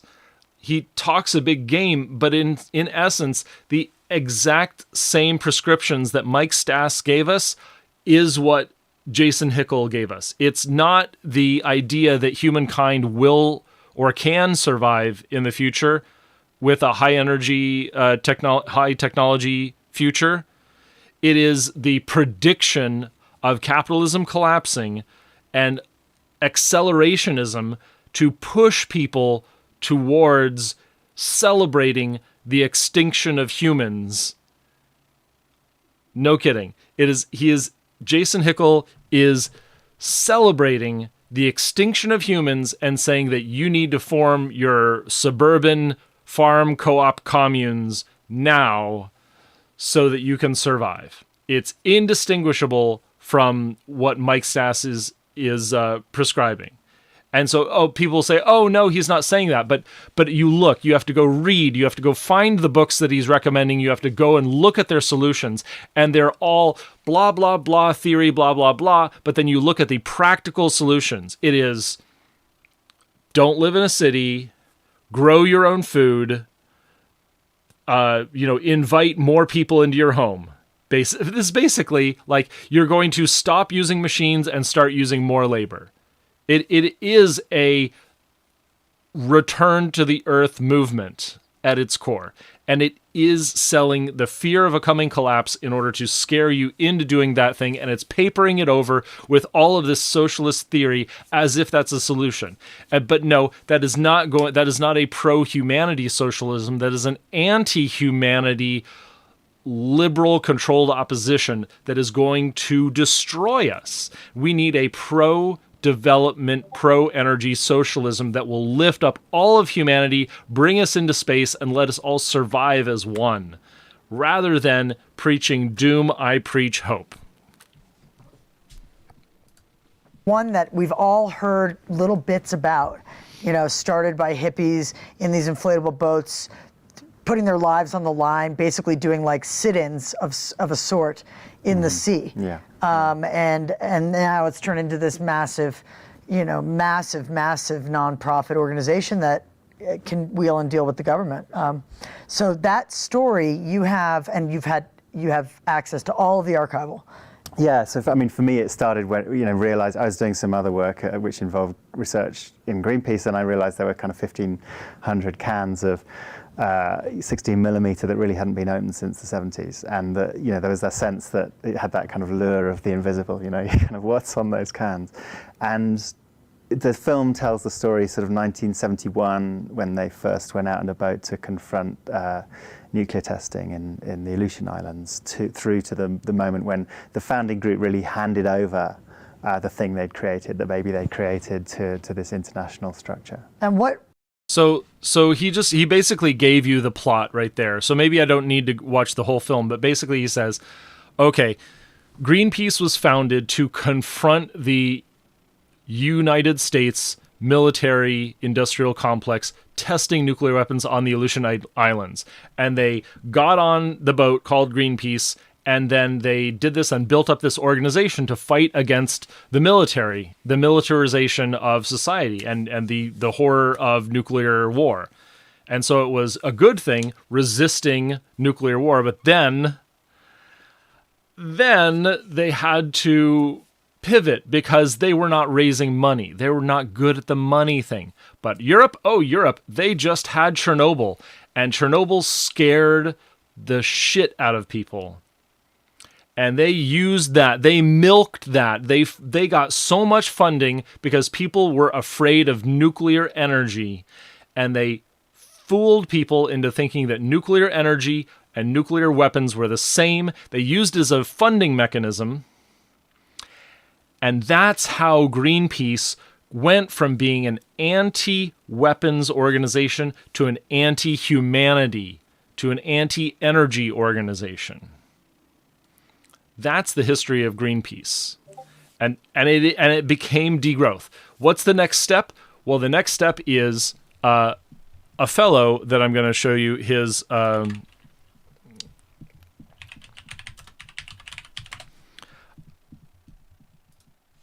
a fellow that started working on a book.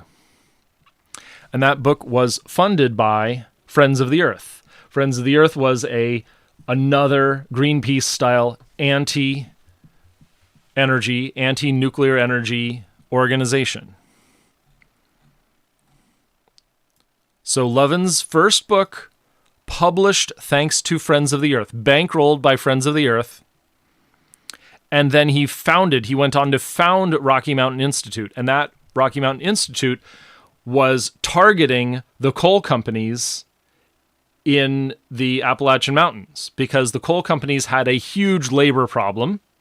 And so they co-opted the labor movement and folded in the environmental movement in order to reject these coal companies and tried to provide an alternative to their product. Unfortunately, what they did, all they accomplished in the Rocky Mountain Institute was they blew out the jobs and moved them to the West Coast, to Montana, to the western states, to Wyoming, where there was lower sulfur coal. Coal continued, but it left the Rocky Mountains. And so the Rocky Mountains had less coal, but they actually started importing coal from the West Coast in order to run the same coal plants. They maintained their nuclear plants. TVA still exists, but Rocky Mountain Institute exists as a way of undermining our energy systems and replacing them with this idea that everyone can be their own libertarian power source, like their own island unto themselves. This is Amory Levin's creation.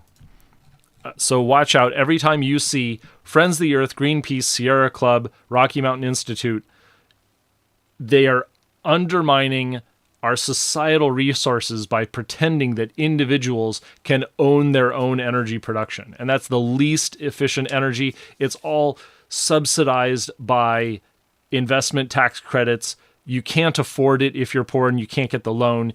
You can't you can't really benefit from it unless you have net metering, which values power sold at night the same as power sold in the middle of the day. And so it's all this economic hoax in essence, the idea that you can buy your way out of having dirty energy. And you see companies like Apple, like Hewlett Packard. Oh, Hewlett Packard, what? Hewlett Packard? Where did we see them earlier in the stream? Oh, that's right. The Packard Foundation. Yeah. So if you think you can buy your way out of having dirty energy, that's what they're selling. So let me catch back up on chat.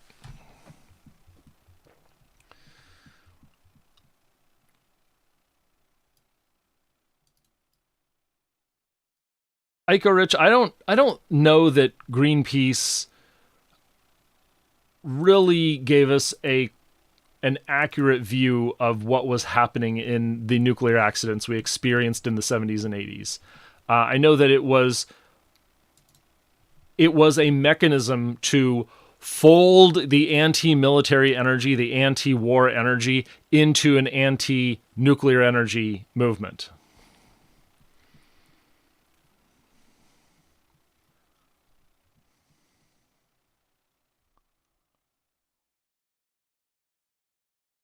Yeah, thanks Epic Gains for the reference to Peter Coffin. I think that he's done some okay stuff when it comes to talking about pro-humanity socialism. He's been talking about degrowth as just a way of it's a way of controlling us. It's controlling behavior of the individual rather than looking for societal solutions.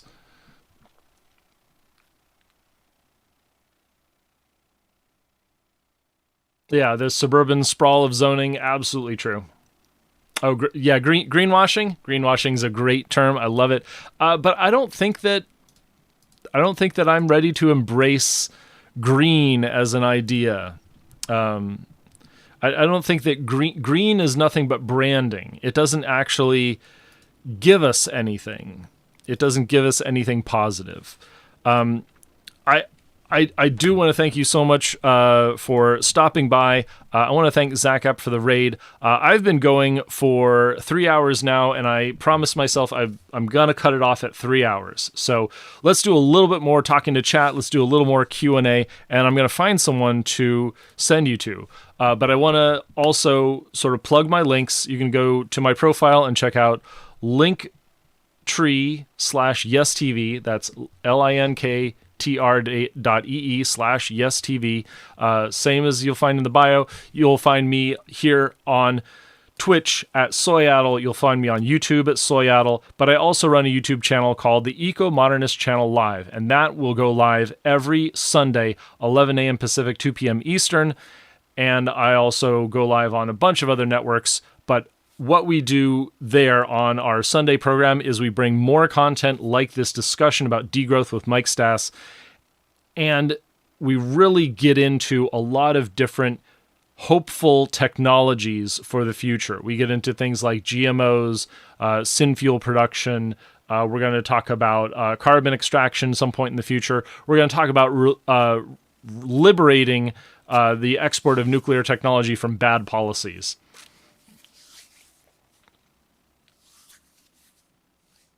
Very cool, very cool. Pro-GMO is great. I'm pro-GMO too. I think that humans have been modifying plants for a long time now, and that's what we need to be doing if we're going to survive. We need to keep modifying the world around us to help us survive.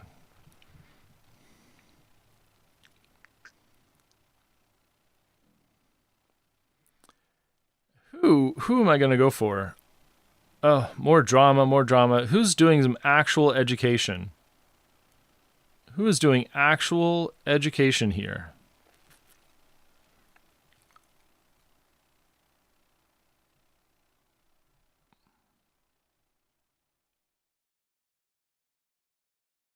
Oh, I think we're gonna. I think I see who we're gonna talk to. So, yeah. Oh, yeah. How could I forget? Progressive Victory. If you think that politics is a way of solving things, I urge you to get involved with Progressive Victory.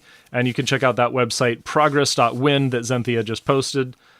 This is a way of moving us towards better representation in America. I think that we can shake up some of the controlled opposition that exists within our government right now.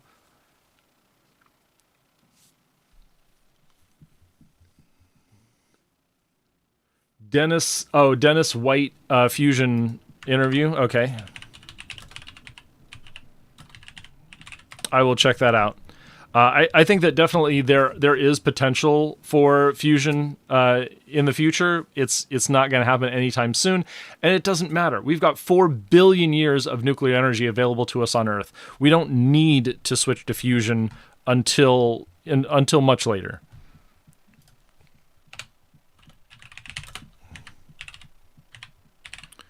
So thank you once again. I'm going to send you to a commercial. Have a great rest of your day. I want to speak to you about a new organization called the Eco-Modernist Society of North America. I'm here because we are in the midst of a potentially monumental ecological crisis. It is only through a new environmentalism 2.0 that progress can be made. We believe that our only hope for human advancement and even human survival is through the exponential advance of science in the service of humanity. Eco-modernism is a new environmental paradigm which looks to reverse the fear of nuclear power and scientific progress in general. Ecology-based modernism is the most direct way to define it.